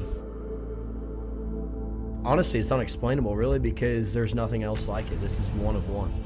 It's everything you love about racing, but it's on a scale that you've never seen, and it's done a way that you've never dreamed of. You're not going to come here being cocky. You can feel like you're all Chief Hardcock all you want, but you're not going to walk in these doors think, hey, I got this thing, I'm just going to take this, I'm going to go home with another win, you know? On 3 and 4, the winner of the Gateway Dirt Nationals is going to be Tyler Carpenter. I'm sure it was a big deal. He really hasn't won anything, you know. It's a big deal. It was a fluke, honestly. If Gundaker doesn't flip, he definitely doesn't win that race. Don't think he's going to do it again. He'd probably be lucky if he makes the race. Oh, man, you know, Gordon kissed my ass. He's just one of them, like, rescue keyboard warriors. That's why it's on my spoiler. This race is for all you pussies. One thing, wasn't a fluke. Come on now, 4 in a row. But this is like a true gladiator arena where 20 enter and one emerges victorious and gets $30,000. God damn. We're here. We're in victory lane. I'm going to earn my ass a truck ride, and y'all's going to have to watch it.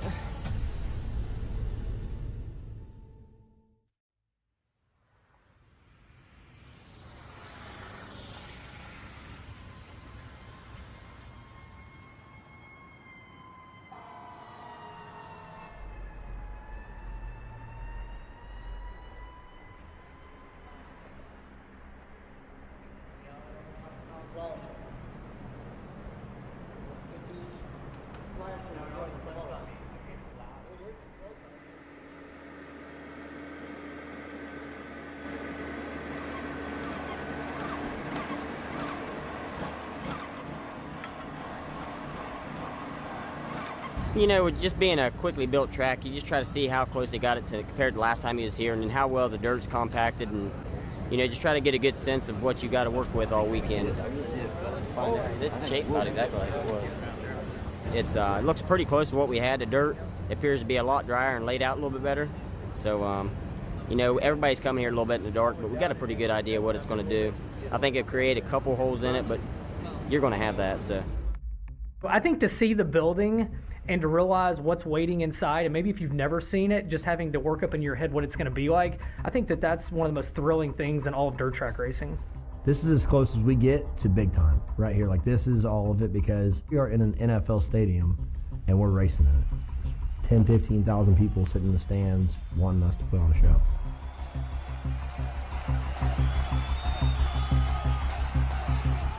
I think that when you come in this dome, maybe your persona changes a little bit. And when you get in a race car, I think your persona changes anyway. But when you get in your persona on a 5th-mile racetrack inside of a building, when all eyes are on you, all bets are off, all gloves are off. You know, I'm willing to do anything to win. I've always said it. I'd crash my own mom, my own dad to win a race. So put Tyler Carpenter out there. Who knows what'll happen. Yeah. Yeah. I'll try not to play human pinball like you did. you always have somebody, not just me, but everybody in general. Whether you do all these things that's right, there'll be some idiot on there running their mouth saying like, well, he should have did it like this. Kind of polled some of your fellow racers, your peers. One of the guys that we talked to was Gundaker. He had some pretty interesting things to say. I'd like to just show you what he said and kind of get your reaction to see what you think. All right. You have won this race. This race is a big deal. Hell, even Tyler Carpenter got it done. It must have been a big deal for him. Yeah, I mean, sure it was a big deal. He really hasn't won anything, you know. It's a big deal. It was a fluke. Don't think he's going to do it again. Definitely not going to do it again, actually, because, you know, we're all here this year.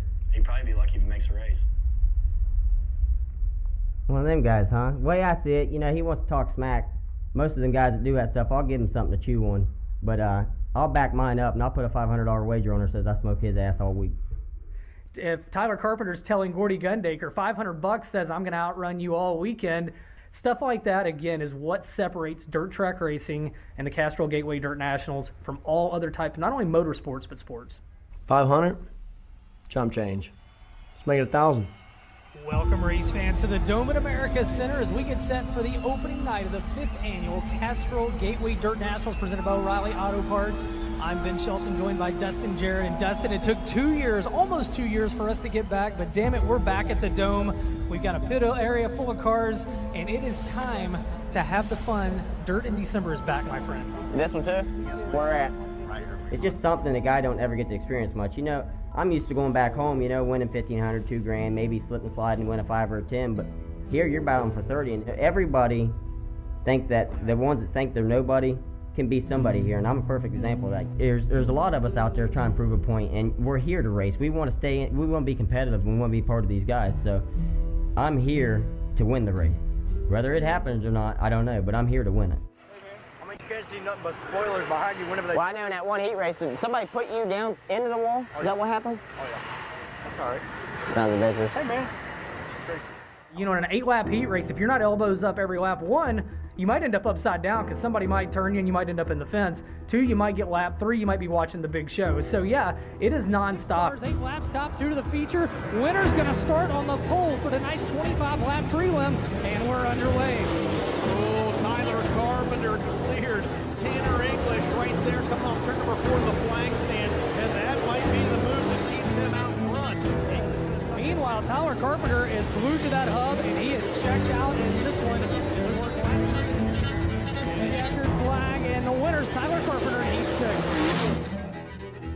Tyler, earlier in the broadcast, Dustin and Ben talked about your little bet with Gordy Gundaker, so now's your opportunity after that impressive heat race win. Do you have anything to say to Gordy Gundaker? Yeah, bud, I ain't here for you. I'm here for me. And all you're going to do is make my trip sweeter. So I'll see you all Saturday to get my $1,000. If you need a ride, I'll give you a ride. It beats paying Uber, too. Tyler Carpenter, ladies and gentlemen, the Dome legend. Well, he's going to start on the pole. And again, if you came in late or you tuned in late, the deal is Tyler Carpenter bet Gordy Gundaker that he would outrun him this weekend, and if he did, he owed him $500. Gordy said, well, damn it, if we're going to do it, let's make it 1,000. So yep. Tyler said, you're on. So that is the bet. They mentioned on the broadcast you and Gordy Gundaker have a nice, friendly wager going on this weekend. How fun has that been so far? Oh, I guess keeping it exciting. I'm not sure what his deal is, but, you know, he wants to talk some smack. I can back it up, and I'm going to show him, you know, Saturday night. Not that we're going to go out there and beat the hell out of each other, but, you know, we're just going to see who's better. I'm going to win this son of a bitch, but I'm just trying to stay in the top 4. That way I can redraw for the 30. 25 times around the speedway, 5,000 to win. Top 4 lock into Saturday's big show. It's Tyler Carpenter and Scott Bloomquist coming to the green flag out of 4, and we're underway in the Dome. 22 to go, and Tyler Carpenter leading the way in this one after his 22nd win of the year, but there's a lot of other guys. They're 3 wide for the lead. 3 and 4 out front in this one. It's going to be, I think Tyler Carpenter led that lap. I don't even know. 4 laps and grab a prelim night win for the 2nd straight running of the Castrol Gateway Dirt Nationals. He rolls through turns 3 and 4 for the final time. Your Thursday night late model winner is Tyler Carpenter.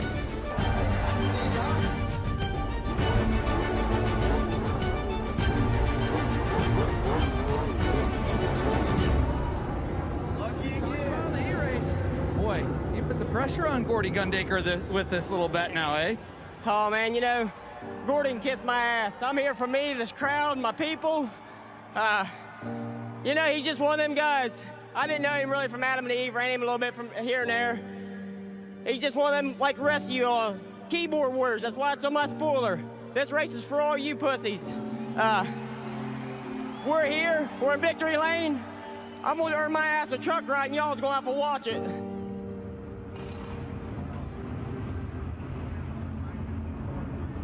I've been waiting, homie.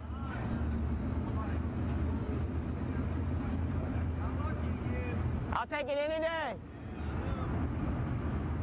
I guess you and Gordy made a little bet. They were advertising that shit up there like it was. The crowd was going crazy. Yeah. I said, they don't know what they're starting. Hey, I'm ready. Okay, last thing is Gordy just got done talking to him. He said, man, Tyler Carpenter, he's getting all the good luck here, back-to-back years. I mean, he won a heat race, sure, but he got this #1 draw. I mean, come on. Yeah, well, Trash already. you know, he'll learn to get over it. He'll end up riding bus with the rest of them. But, you know, it's at the end of the day, I just hope he runs mediocre, you know, just get a little bit of hype and spotlight for him, because I'm worried about him, you know. I ain't seen much of him. I guess he may be a hometown hero. I don't get out much. He does, but, you know, you got to put yourself in position to win a fluke race like this. So, and I have done that, and I'm doing it again. So, fluke or not, I'll see you around, bad boy.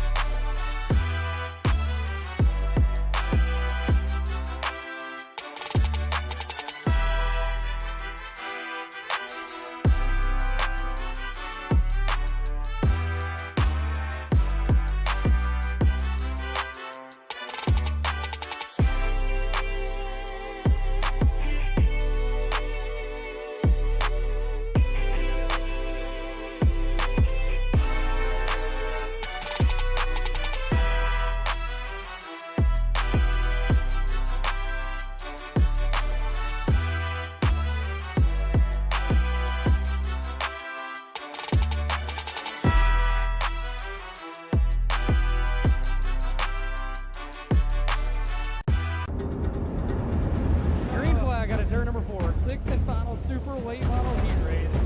And we're underway.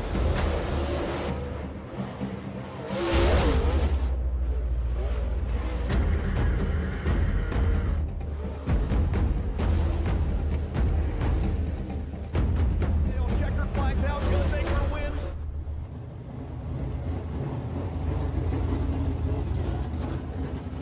You know, the only thing is, I guess I didn't get near as lucky as he didn't get the 1, but he ran his mouth a lot last night. So, you know, now it's my turn, and I'm 1 for 1 on the night now. So I'm doing my job, and all I got to do is get in that A-main with him tomorrow night, and we'll see what happens.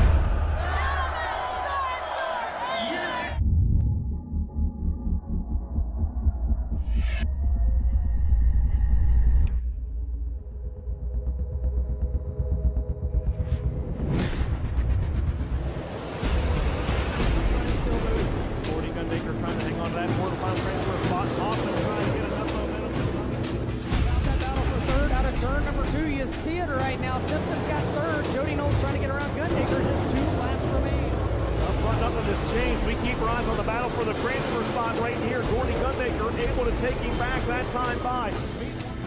Hoffman gets 2nd. The battle for the transfer spot now on your screen. Austin Simpson's going to grab 3rd, and Jody Knowles grabs the final transfer spot. God damn it. It's frustrating because we should be in it, and you know, all we had to do was let it go like 250 foot and we'd have been in it. It sucks because I should have been in. You know, it's just like if he just makes a corner, you know, then we're in a race and you're locked in and you got nothing to worry about tomorrow. And now I'm gonna be hit a B main and it'll be chaos.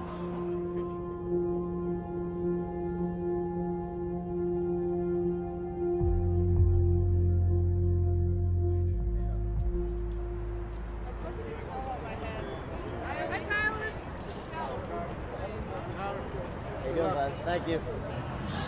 Get her done tonight, man. We're down that side. Here, Wade. Yeah, you guys hang around me, you get beat up probably. You chatted him, Jackie. We already do. We got your back. You know, just being able to come here, come to St. Louis, Missouri from my hometown, Parkersburg, West Virginia. You know, I've been pretty popular for a regional driver, so I just try to stay as true as I can with everybody. But, you know, to come here this year, championship night, I won the first prelim. And, you know, it's making me think that we're pretty good. I wouldn't go that far. You must not have too many haters. No way. Fucking no, you're not a pussy. I always come into this event, always. Even though I won a 2019 champion, I come into this event this year thinking, dude, I just want to make the show. I got a point to prove, and I'm going to. And I'm just excited and amped up. And, you know, after getting through Thursday night on top like we did, and people already talking smack and all that, they're just amping me up, putting more energy in me, so I'm ready to get this thing going. Like I said, I just can't wait to get in here and just put on a show for all these fans. Whether they hate me or like me, I'm willing to do it. What you doing? Doing that. Yeah. You get near that motherfucker, you better run him. I'll be here to help. I got you.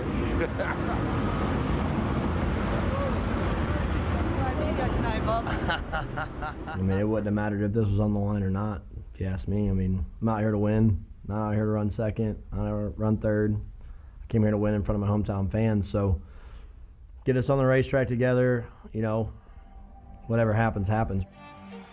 You think you know, but you don't. When you walk through that tunnel to your seats and you see there's a damn dirt track in the middle of this dome that holds 70,000 people, and you think in your head, there's no way this thing's going to race. But every year, they prove that you're wrong.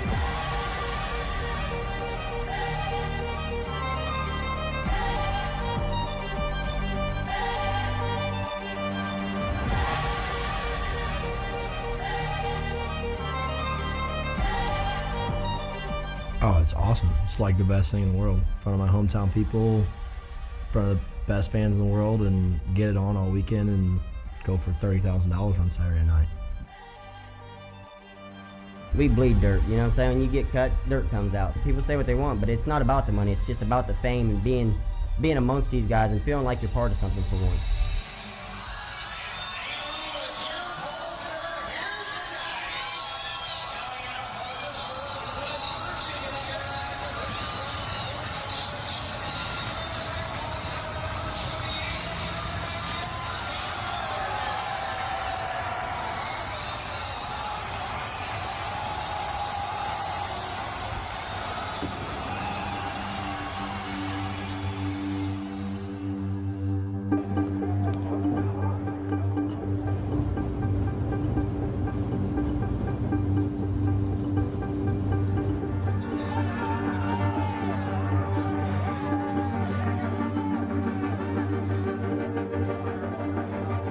Go green flag racing for 40 laps. The 5th annual Castro Gateway Dirt Nationals is about to get underway. Tyler Carpenter is on the pole. Tanner English is on the outside. Green flag is out, and we are racing. Green's up, we're underway. 21 cars on a 5th-mile bull ring for a $30,000 top prize. They work in 1 and 2. Tyler Carpenter down low. Tanner English gets a run off the top of 2 down the back straightaway. Off into 3 and 4. Tyler Carpenter, your leader, who's going to lead lap 1. 20 cars that are working through lap number 3. Make that lap number 4 off turn 4, and it's all Tyler Carpenter so far. The field pit business about to pick up because your race leader, Tyler Carpenter, has caught the last place car. Yeah, and they're all in the groove he wants to be in. He was to the inside of Kyle Hammer, not able to clear him. He has off into 1 and 2. This is where Tanner English can hopefully make up some ground if you're the driver in the 80. Let's not forget, nobody in our team picked Tyler Carpenter to win tonight. He's trying to prove us all wrong, as now Carpenter's going to go to work in the middle of the race. Don't forget as well, that side bet going on between your race leader, Tyler Carpenter, and the 11 of 40 Gundaker. Right now, Gundaker runs in the 10th spot. They've got a $1,000 bet to see who can finish higher in this main event. And the leader might have a right rear tire going down. Oh, wow. This could be drama in the final 3 laps. Could be air coming out of that right rear tire. And you saw him weaving back and forth. It does look like it. That right rear looks like it's going south on Tyler Carpenter's car. Can he hang on for 3 more laps? The green flag is out and we're back underway. Green flag is out. Carpenter takes off pretty good. Run running at the bottom. And Shepard goes to the top. He'll go to work on Bob Gardner down the back straightaway. They race back to 2 to go. And right now Carpenter has no signs of losing any speed. He does, and we'll see if that right rear holds up. Just 2 laps remaining for Tyler Carpenter as he tries to go back-to-back in the Kentucky Gateway Dirt National. Down the back straightaway, Dustin, they're going to race back to the white flag. One more time around the speedway for Tyler Carpenter. Tyler Carpenter trying to go back-to-back in the Castrol Gateway Dirt Nationals. Hoping the right rear tire holds up. Checkered flag in the air. The winner of the Castrol Gateway Dirt Nationals is going to be Tyler Carpenter for the 2nd year in a row.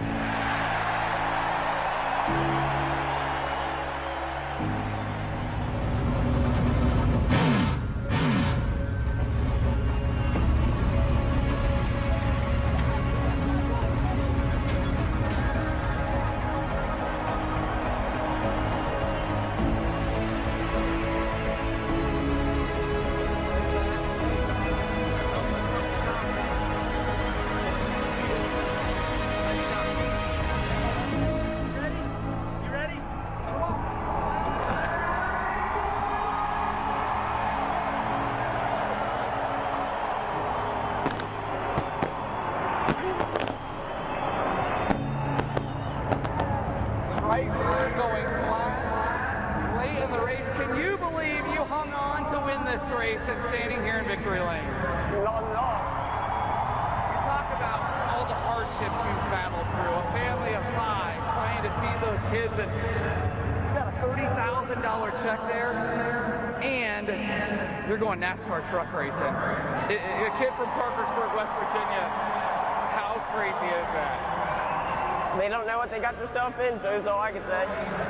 How long is it going to take to sink in that 2-time champion and NASCAR driver Tyler Carpenter? It ain't going to sink in, and I'll tell you why.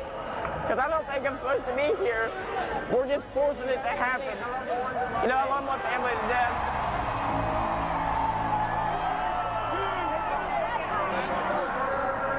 You are now a 2-time Castrol Gateway Dirt Nationals presented by O'Reilly Auto Parts champion. How's that sound?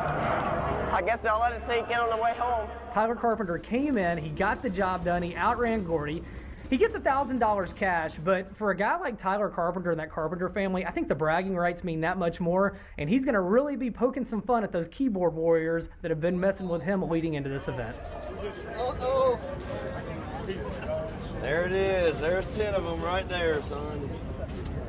You got me. You got me. One thing, wasn't a fluke. Come on now, 4 in a row. You didn't have that horseshoe up your ass. Keep going them ones. Hey, you wouldn't have got it. One thing about it, horseshoe in my ass, I got a ringer every time.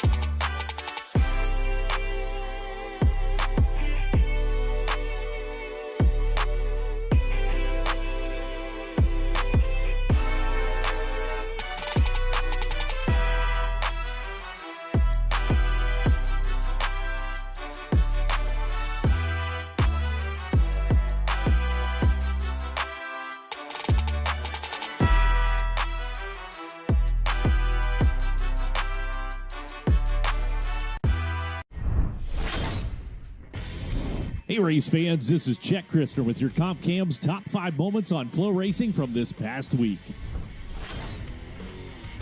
The battle for the transfer spot now on your screen. Austin Simpson's going to grab third, and Jody Knowles grabs the final transfer spot. In at number 5, the Dome seems to be the great equalizers. You don't need big horsepower, you don't need the latest aero, and you don't need top-of-the-line equipment. All you need is drive, determination, and a little bit of luck, and Austin Simpson had all 3. Not only did Simpson win his first heat race ever during Friday night's qualifying, but then he rolled up the sleeves on his borrowed driver's suit and really went to work, fending off challenges to grab the podium spot and transfer into the biggest race of his career.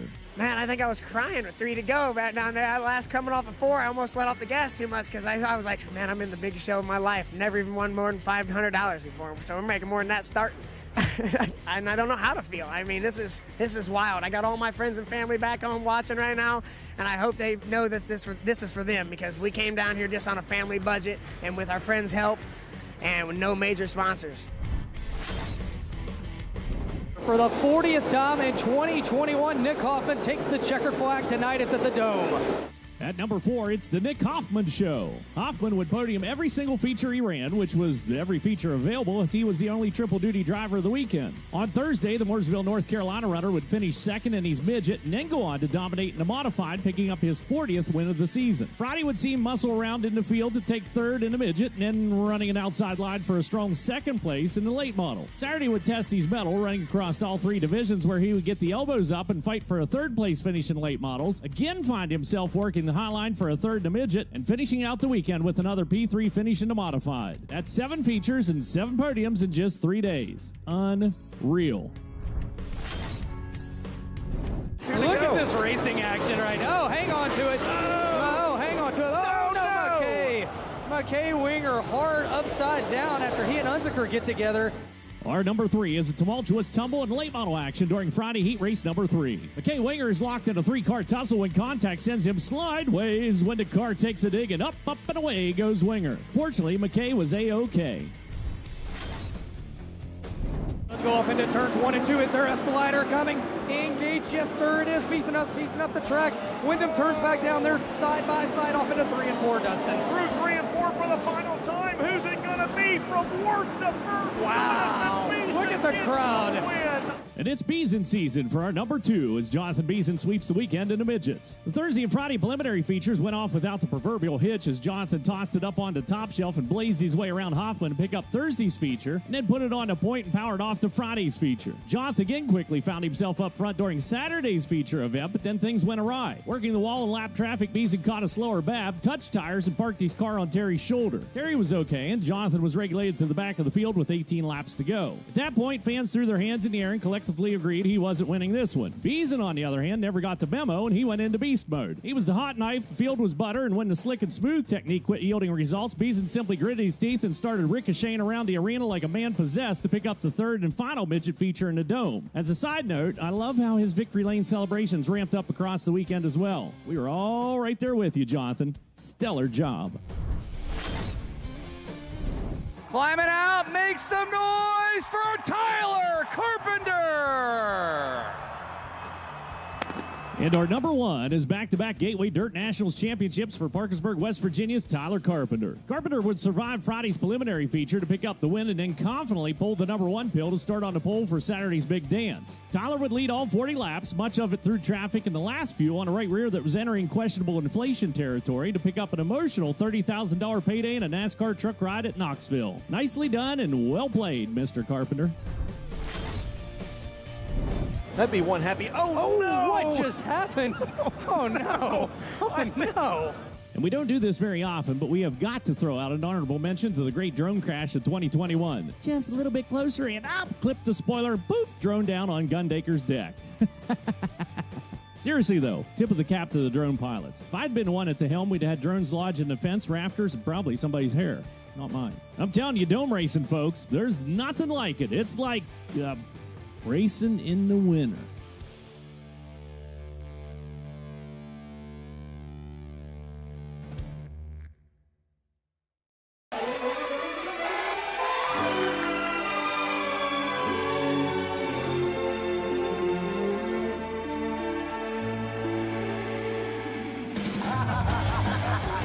How did you end up having a jiu-jitsu gym and a laundromat?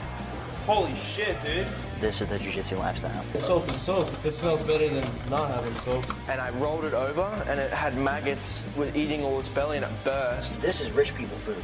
The one chicken man's a superpower for the brothers, man. Our parents raised us telling us that we were wizards. How you like sleeping on the mat? I don't know. I'm just chasing a dream, I guess. I'm extremely happy for him to be my first black belt, and I'm very proud of him, and it's an emotional day, and I'm very excited. I'm from Hazard, Kentucky. Pretty rough area. There's some hardship there for sure. Biscuits to gravy. I dropped the whole goddamn platter on his ass. This is the Pedigo Submission Fighter House. This fucking hammock that cradles you at nighttime. This is the box. You can see all the screws poking out. We're about to fucking do a 10-hour trip.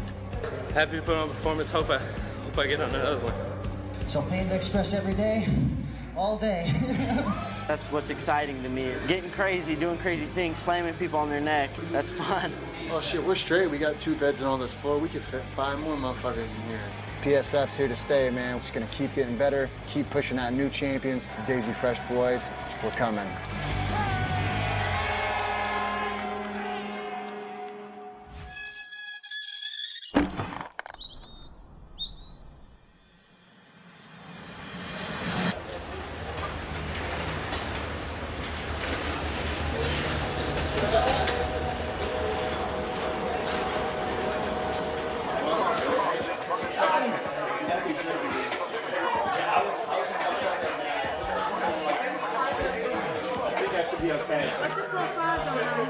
It's in the pot. The gravy's in the pot. That's why it's cooking in here.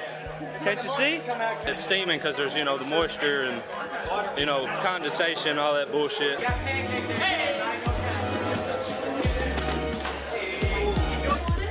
side to side, no reaching. Yes, Astro.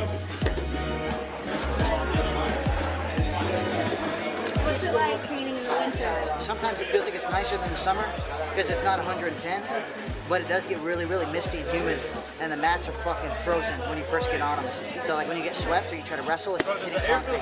I'm having a hard time catching my fucking breath. It's not even like I'm getting tired because I'm like out of shape or anything. I just can't fucking breathe, dude. I've been You never felt pain, so you felt someone strip your grips when it's 20 degrees in the room. Woo! That sounds like a bitch, yo. There's creatures in the mist everywhere around here. You can't get away from nobody.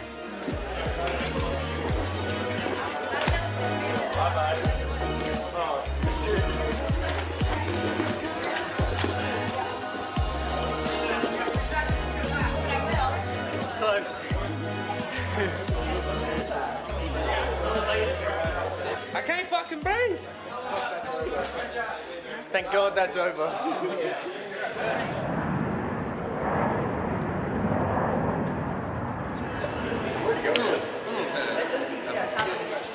In the last several IBJJF tournaments, we've placed really high as a team in no-gi. Won a few opens and a second at the no-gi pans a little while back. Feeling pretty good, man. I think we're going to be right there competing at the first place team trophy. We got a lot of #1 ranked guys at blue and purple, so really, really solid roster. So we're pretty stoked about that. I think it's going to be pretty badass.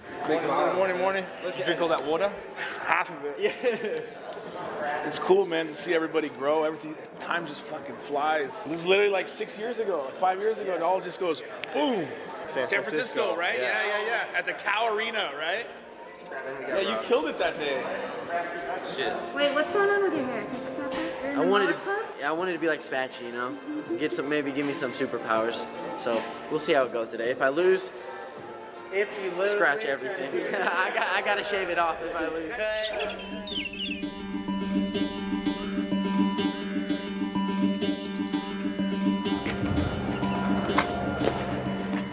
I do a little maintenance on tractors. When they're about to get sold or get in use, I just clean them up and make them look good and get all the tidy work done to them.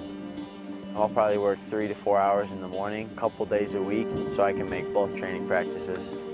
It makes living in the gym 10 times easier, having like a little steady income and not worry like where's the money's gonna come from next.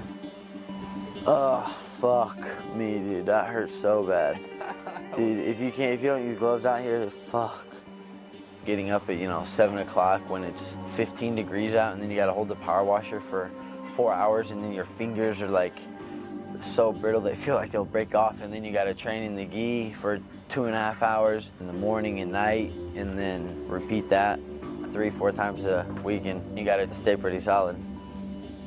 So it's like a total, like a tractor like this, if it was like got off the field and it was like super dirty, it'll probably take like 12 hours of getting it back to like it can get on the showroom and people can look at it.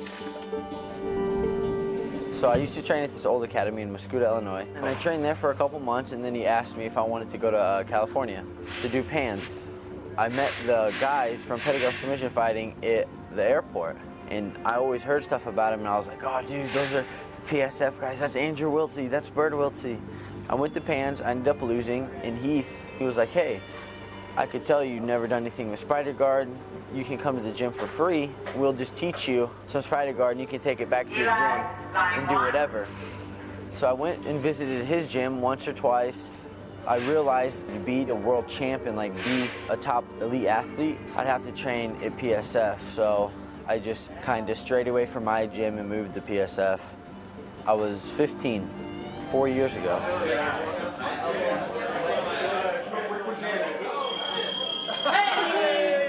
Being the youngest person there is like having 5 older brothers that never put you down. So having 5, 6, 7, you know, people around you all the time trying to push you and better you, there's no doubt in your head about what you want to do. So it feels like you can pretty much just do anything because they've been through it. You know, I'm 19, they're 24, 26, 27. I just take in as much as knowledge as they can give me.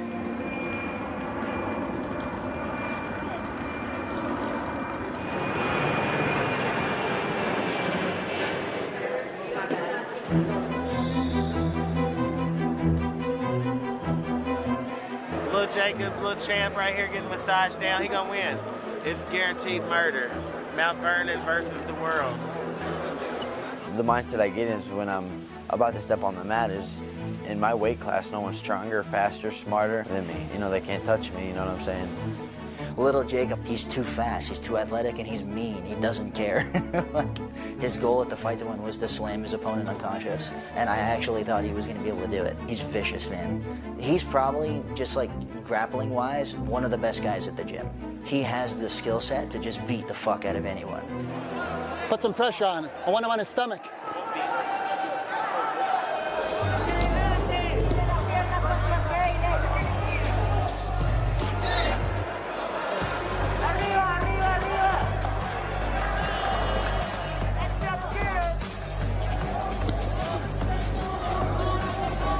Good, 2 minutes, he's exhausted, Jacob, he's exhausted. Pressure him, pressure him. After the 2, sometimes 3-minute mark, Heath will yell, he's tired or he's changed, you know, he's not going as hard as he could, and that's when I know.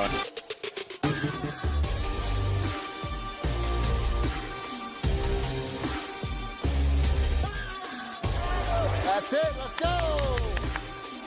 You got the points, baby, let's go! You got too much respect for these guys. Get the 2. You're the best wrestler in the division by far. Start to handle business, baby. Go get some. What I've realized is not a lot of people can take 6 minutes of constant boom, boom, boom without them slipping. You know, if I'm attacking the whole time and they're just defending, I'm waiting for that slip. Hey, Jacob, let's fucking go now. Let's go. That's it, that's it. Let's say even if I do lose, well, that dude, after that 6 minutes, I know he's dead beat tired. Keep him in bounds. Let's go, that's 2. Let's go, let's go. All day. I just like the hard-paced grind mentality.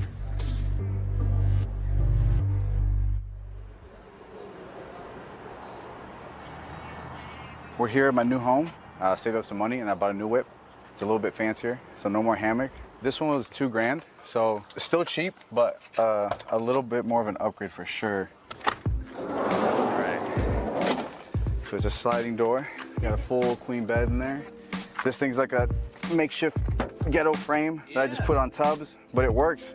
One of the guys got a heater. It's all shore power, so I got this extension cord, so wherever I park, I got a 100-foot extension cord, and I just run it. So like that one plugs into the gym right there. So I park right here, and that yellow cord plugs in there. But it keeps it around like 40 to 50, enough to like break the cold. You know what I mean? So you can like fall asleep. So it's pretty chill. It's not too bad because it's like I just sleep in here, but I live out of there. Although all the kitchen stuff is in there, I store a lot of my stuff in there. So this is just like basically just a bed and a little bit of storage stuff. So it's nothing crazy. We got a bunch of guys coming in, moving in the gym, a bunch of guys moving out, man. We have, I think, like 2 fighter houses now. So we just keep growing and growing and growing, man. But I prefer to kind of have my own space where I can like move everywhere, basically. I was born in Nicaragua, 7 years old, moved to California. When I was 14, we moved to Texas. When I was 21, you know, I left the country with the Marine Corps. So every 7 years, man, I kept moving. I think now, like, when I get set in one place, like, I just feel trapped, and I'm like, I don't like living in a house. I figured out I prefer living this because then I can bounce around between all the guys' houses, like Marshall's crib. I can park there and chill with them, sleep there. I can go to Heath's, hang out there. I can sleep here if I want to. I can sleep at Alejandro's. It makes me feel like more of a nomad. I kind of like that, feeling a little bit better, a little more free for me. I was born in Nicaragua. It was like no indoor plumbing, no running water, because we had to go everything outside. It was rough for sure, but you know, my parents always made sure that we had food and then we were clothed. So, you know, we had basically everything we needed just to be healthy and stay alive. When I was a little kid, my dad used to take us to these like rooster fights, like cockfighting. I have this memory, man, of like I'm down there in the pits and I'm wearing a chain. This dude comes up to me and like he like picks up the chain and he's like, man, this is a nice chain, kid. And then that's the last thing I remember. My dad told me it was like 2 weeks later that I'm like getting back into his arms, basically. So like for that 2 weeks, I have like no memory of what happened. He told me that I was just, that guy took me. They either conducted some kind of like get back thing to get me back. My dad tried to talk to me about it, asked me, I was just like, I don't know. It's still like completely black. So I was, I think I was like 5 or 6 years old when that happened. In '79, the Sandinista government in Nicaragua was kind of sweeping through all the small towns trying to take over. My grandpa, they ended up just whacking him, took all his land, took everything. So my grandma, she started making plans, started getting stuff together to move to the U.S.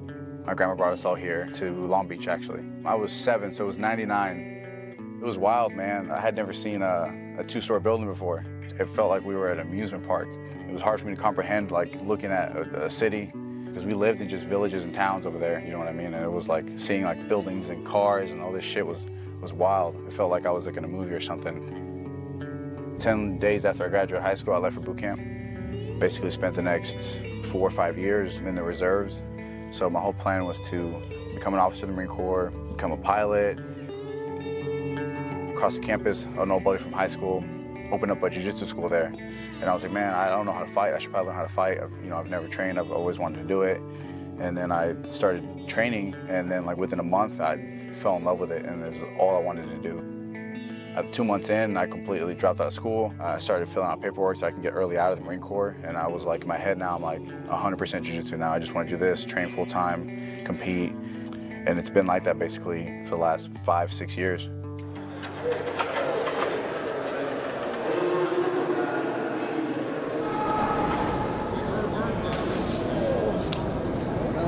George hasn't been able to pull the trigger in a major. He got second at the Worlds in the championships at Blue. Last year he got a really tough draw. He lost in the first round of the Nogi Worlds. That's by an advantage. He's always just came up short, man. He's that guy that's kind of always been on the podium. I think this is his time, man. I feel very strong, man. I think that this is going to be kind of his coming out party, and he's going to, be able to close that deal.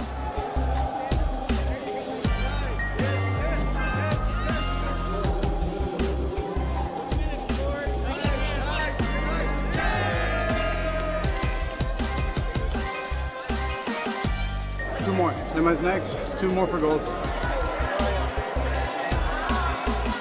All the way, all the way. At least 2 here, at least 2 here. All right, George. Let's go. Yay! At least 2 here, at least 2. Nice. Hey. Good. Hey, you look good. Just keep it up. Keep it up. Okay, George. That's 2, George. It's 2. Just settle. It's 2. Get your 2. Nice, George. Nice. 29 seconds, George. Good.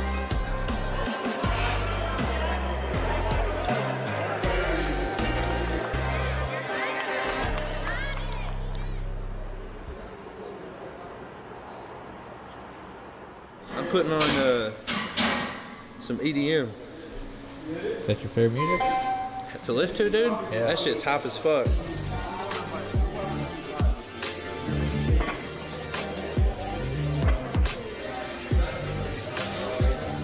I love weightlifting. It's just meathead shit. Makes me feel primal. We're probably lifting 3 times a week. If we're having like really rough training week, we'll drop it down to 2. And then if we're having like a competition that weekend, we'll drop it down to 2. But generally 3. I'm still trying to get my ass to the grass, you know, whatever they say. I'm not good at lifting at all. I feel like I'm not strong. This is probably like my 8th lifting session in my entire life. I'm still getting used to even like lifting properly, you know, I just don't know the correct form or anything like that, but I feel way stronger. I don't know how. Sure you can handle all that? I'm gonna fucking try, dude. I don't know, it's a lot of weight. George got stronger legs and a stronger ass than I do, so. Tighter? Tighter, yeah, wait. Ow, ow, ow, ow, Oh, my fucking hip flexor, bro. Fucker's like tight. Probably been squatting all this heavy ass weight. Yeah. I'm getting beefy though, so it's worth it.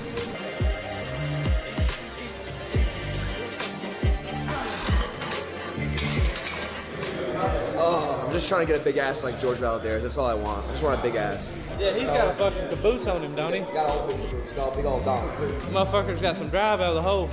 Yeah. You know that Couch and Alejandro admire your ass so much? Yeah, I did. They tell me every day.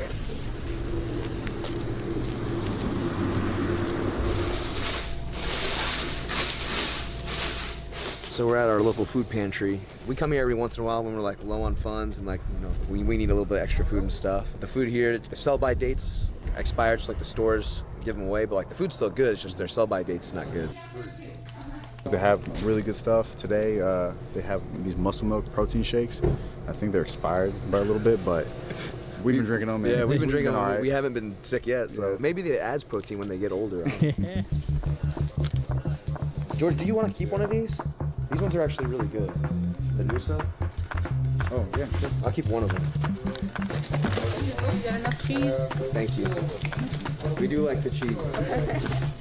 But with like 15, 20 full-time guys in the gym, man, it's like hard to get by sometimes. Like we all work little odd jobs, so we don't really make a whole lot of money. Everything we save up is for tournaments, travel. So the hundreds of dollars we spend on groceries now, we can use that to, you know, more tournaments, more travel, just make ourselves a little more comfortable. So yeah, this is incredible what they're doing here. You got almost 100 muscle milk right there. Easily. We chug probably a case every 2 to 3 days. So this makes it way easier on us. And we're simple guys. We just need like protein, carbs, just like simple things that athletes need. So this stuff's perfect. It's basically the gym and then 2 fighter houses, Yeah, right? so the other house is the first one. That's the one that you guys went to with Marshall when you guys were carrying logs with him. Now this is the second one. So there's like 5 to 6 of us that live here, and then there's like 2 guys that like float. So like everyone kind of starts off in the gym and then works their way up. In the gym there really literally is no space, so I think it's good sometimes to get away from each other every now and then. But like we all hang out with each other. Like the guys from the other house over there come over here all the time. Some of the guys in the gym come over here. You know, like we all still get together. So it's not really messed up the morale or split us apart whatsoever. I think it's actually made us closer.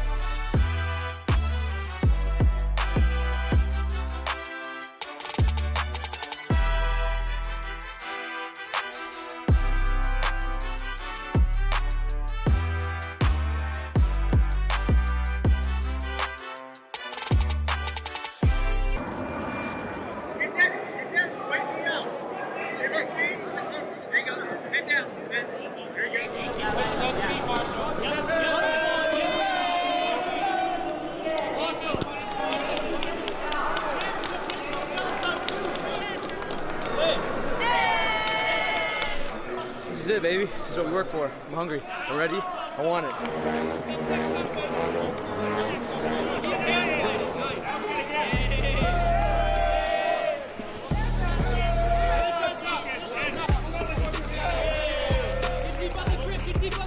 Alejandro looked incredible, man. Benjamin Kunzel he had in the quarterfinals, and I think that Ben was kind of a choice for everyone to win the division. He's an extremely tough guy, and you know, he can wrestle. He's got amazing guard, and you know, he's from Fight Sports. You know, the guys down there, they're constantly killing it.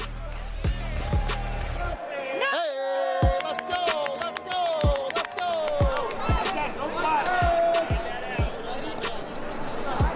49 seconds, Alejandro, 49 seconds.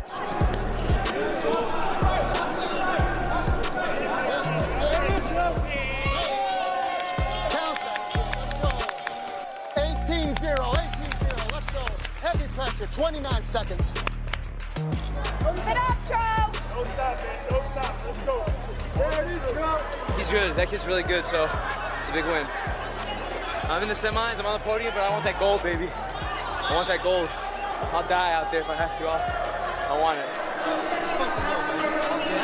That's all day. That's all day, baby. Let's go. Alejandro really put the beat down, man. I mean, I think that final score was like 18-0, you know what I mean? He just told me going into the match, look, this is the match I've been waiting for. You know, I want to go with Ben because Ben's incredible. It's time for me to break out at purple. And then he went out there, man, he just carried that out onto the mat, man. And I thought Alejandro would win, but I didn't think he would win like that. You know, he's got to know, not only can he mix it up with these guys, you know, he can hammer them. Yeah, here. I got that new SpongeBob's, courtesy of the AP drop. Not really, they were like $3 at Ross.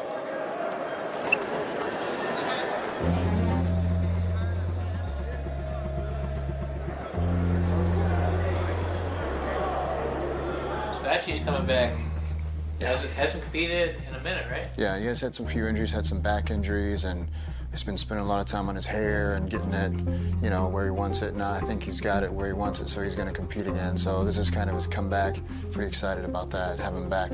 Nice. Keep your attachments. Keep your attachments. There's so many people that, like, you're the guy from the Daisy Fresh series. They say, I've watched all the episodes, you're my favorite character. It's crazy. At the same time, it makes you a little nervous because you feel like you're expected to be good and everyone's looking at you. I've been chasing this opportunity for the whole time I've been in the United States. I finally got my jiu-jitsu better. I finally mentally got tougher so I don't just shit the bucket, you know what I mean? When I'm competing, I've got the guys around me, so I've got the jiu-jitsu to win. Bora, entre o joelho. Bora. Boa, chileno. Good, Spash, big back step in here, passing. Let's go. Cima. Tá por cima, chileno. Com a mão direita. All the way down, all the way, all the way.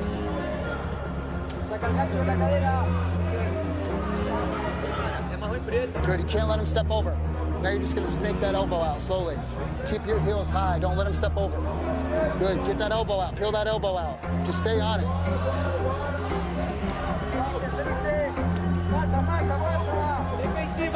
Go, go, let's go. That's it.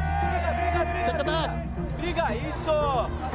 10 segundos, chileno. Underhooks, man. Underhook, pass, let's go. 3, 2.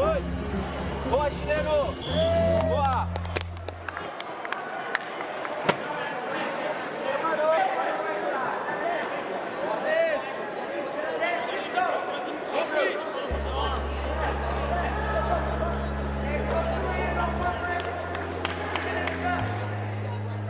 I got pulled into deep half, and I thought I had a guillotine when I was on top. I got an advantage for it, but I gave up the 2. I was being a little bit lazy, and you have that doubt in your mind or the little voice that tells you it's okay to give up the sweep, you know, so I got swept, I got on my back, and he put me in double unders for about like 2 to 3 minutes. I think it was like maybe 60 to 70% of the match. You know, Heath was coaching me the whole time. I was trying to do everything that he told me to do, but I couldn't recover. I was sad for a minute, I guess, but once I started hanging out with people and coaching and stuff like that and realizing that it's bigger than me, being sad ain't gonna do nothing about it. We love water. Hey, we gonna feel that with moonshine. Spatch, his wrestling has improved so much. He was pushing the pace and he was going after it, and you just couldn't pull the W out. The guy's tough. Do your wrestling stance. I'm going to work with him on his wrestling, and I think that's a hole in his game that once we get under control, get him a couple moves that he can work with, that he's going to be like a completely all-around competitor, and he's going to really start putting points on the board and coming home with some medals at purple belt consistently. It was tough to watch him lose. We all go through the slump, you know what I mean? It's you know, in life, you know, it's hard to not get down on yourself. It's really hard. It's part of the game, you know what I mean? You got to keep your chin up, and it's important for the guys to help him keep his chin up too, you know what I mean? That's part of being you know, on a team. And that was his first tournament since No-Gi Worlds, I think. You know, I'm excited for him to get going again, man. He's still got some work to do, and he knows that, though. You know, he's a tough dude, and he's a full-time student, so I'll be excited when he has a little bit more time, and we can work on stuff a little bit more. Keep it, just stick it, stick it. He's gonna keep rolling through, just stick it. Spatch, Jacob, he's an incredible coach. He knows jiu-jitsu, he knows the sport. He does a really good job at scouting all of our opponents. And I think one day, when Spatch is a black belt, he'll have an incredibly successful gym, and he'll have a gang of killers one day, because he's awesome. Flying finger lock. Okay, now we're talking. You jump and you grab the fingers and you split them apart. So you want to separate the integers away from the other integers, split the hands apart. Genius.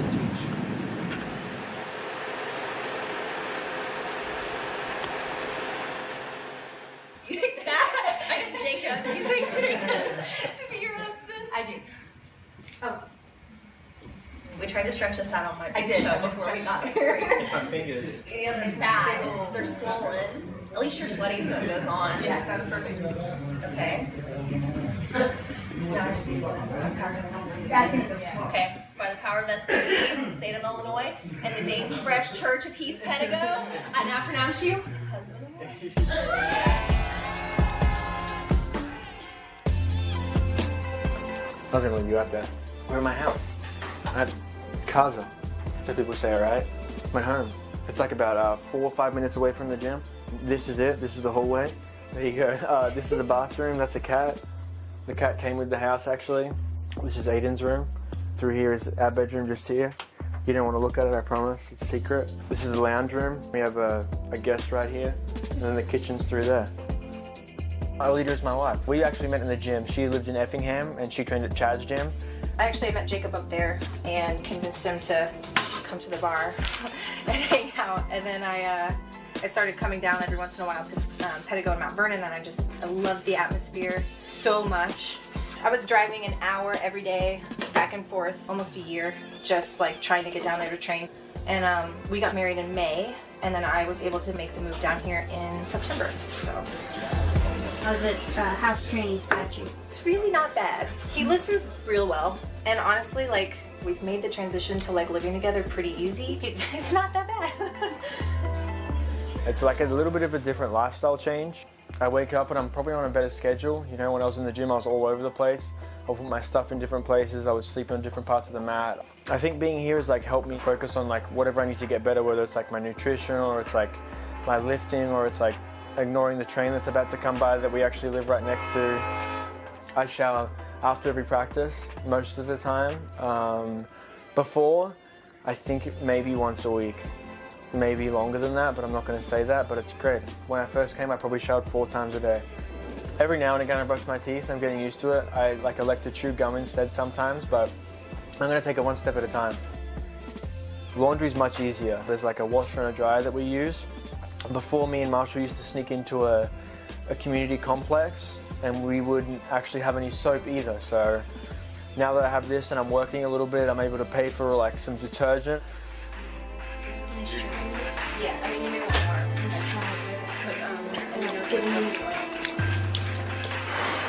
How's that smell? You snuck the broccoli in there. I did. He eats 100% more green vegetables now than he ever has before. What do you think of Alita's jiu-jitsu? Ever since she came down to Mount Vernon, it's gotten way better. And I can't imagine it's easy training with dudes that are like minimum 160 and max 220. You know, guys that know like what they're doing. So it's brutal. Like sometimes the guys like don't realize that I'm 120 pounds, and so you get launched every once in a while. Like nights like tonight, I'm gonna feel that for 3 days. Aiden is Alita's daughter. She's good to have around too. She helps me with my schoolwork sometimes, and I help her with mine. But I think hers is harder. So I try to do most of my schoolwork in the day, but I'm a major procrastinator. So I actually left all of my maths, my whole semester, until the last week and a half. And I have 1 semester left. When you're training 6 to 8 hours a day or whatever it is, and you put so much into something and you make sure you do absolutely everything you can, Once you exhaust yourself like that with something like full time, it's really hard to put that same effort into something else. But for me, in the long term, I'm really looking to open a school, and I know that this stuff probably helps a little bit, so I get it done.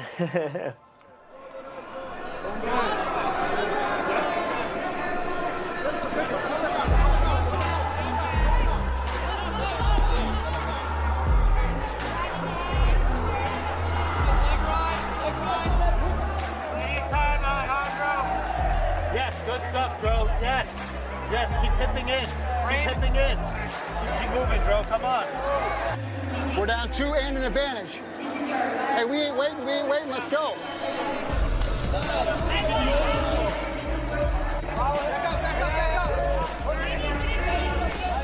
You gotta go. There's no pass, there's no points. You still gotta go. It's the same score. Alejandro, push his hips away. Now chase the back and then get up.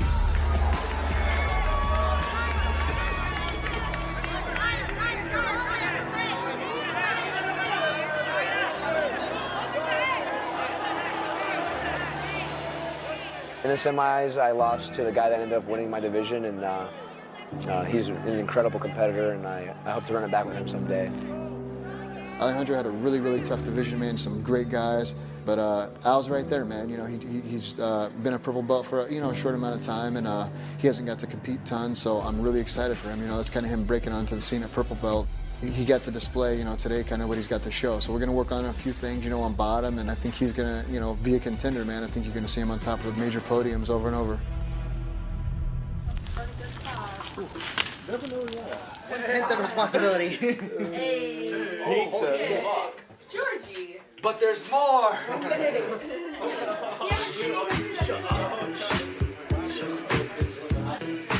This is Daisy Fresh Fighter House number 2. So we ended up with 2 houses because the first one, we exceeded the limit pretty quickly. So we needed to get a bigger one. And I talked to some people around town and made it happen. And they were cool with having like a bunch of hooligan hood rat guys live in their house. So legitimately it's only like a 3-bedroom, but we turned it into like a 6-bedroom. Bedroom number 1 is in the basement. We have a shower down here. Those 2 washers and dryers right there, they blew out on us because, we wash a lot of gis, and the gis are rough on the washer and dryer, so we go through probably about 1 to 2 washer and dryers a year. This is probably where we spend majority of our time. George is over here slaving over all these pizzas. He made them from scratch. All right here, all in the oven. Made them all. Yep. Handmade. Yeah, handmade. These are Nicaraguan style pizzas. That's where my eye got split open. That's when we put George in the sauna. This bathroom is the only working bathroom right now. My bathroom is getting fixed at the moment, but there's a lot of trauma. There's a lot of bad things that happen here. Then we have the living room area. This is where we do most of our film study for jiu-jitsu and dance battles, and we hang out. Michael Sears just looks like he belongs there, doesn't he? And then this is Jesse's room. Jesse's the guy that owns the Daisy Fresh RV. Show Simone one tattoo. It's like a mermaid, but instead of a fish body, he's a hot dog. Wow. She's squirting ketchup and mustard on her. What does it mean to you? Nothing. It has what's I just eat a lot of hot dogs. With a lot of people comes a lot of waste. So we try to burn off most of the trash. You gonna burn the Jello? There's Jello in there. You got your own company going now? Yeah, I do.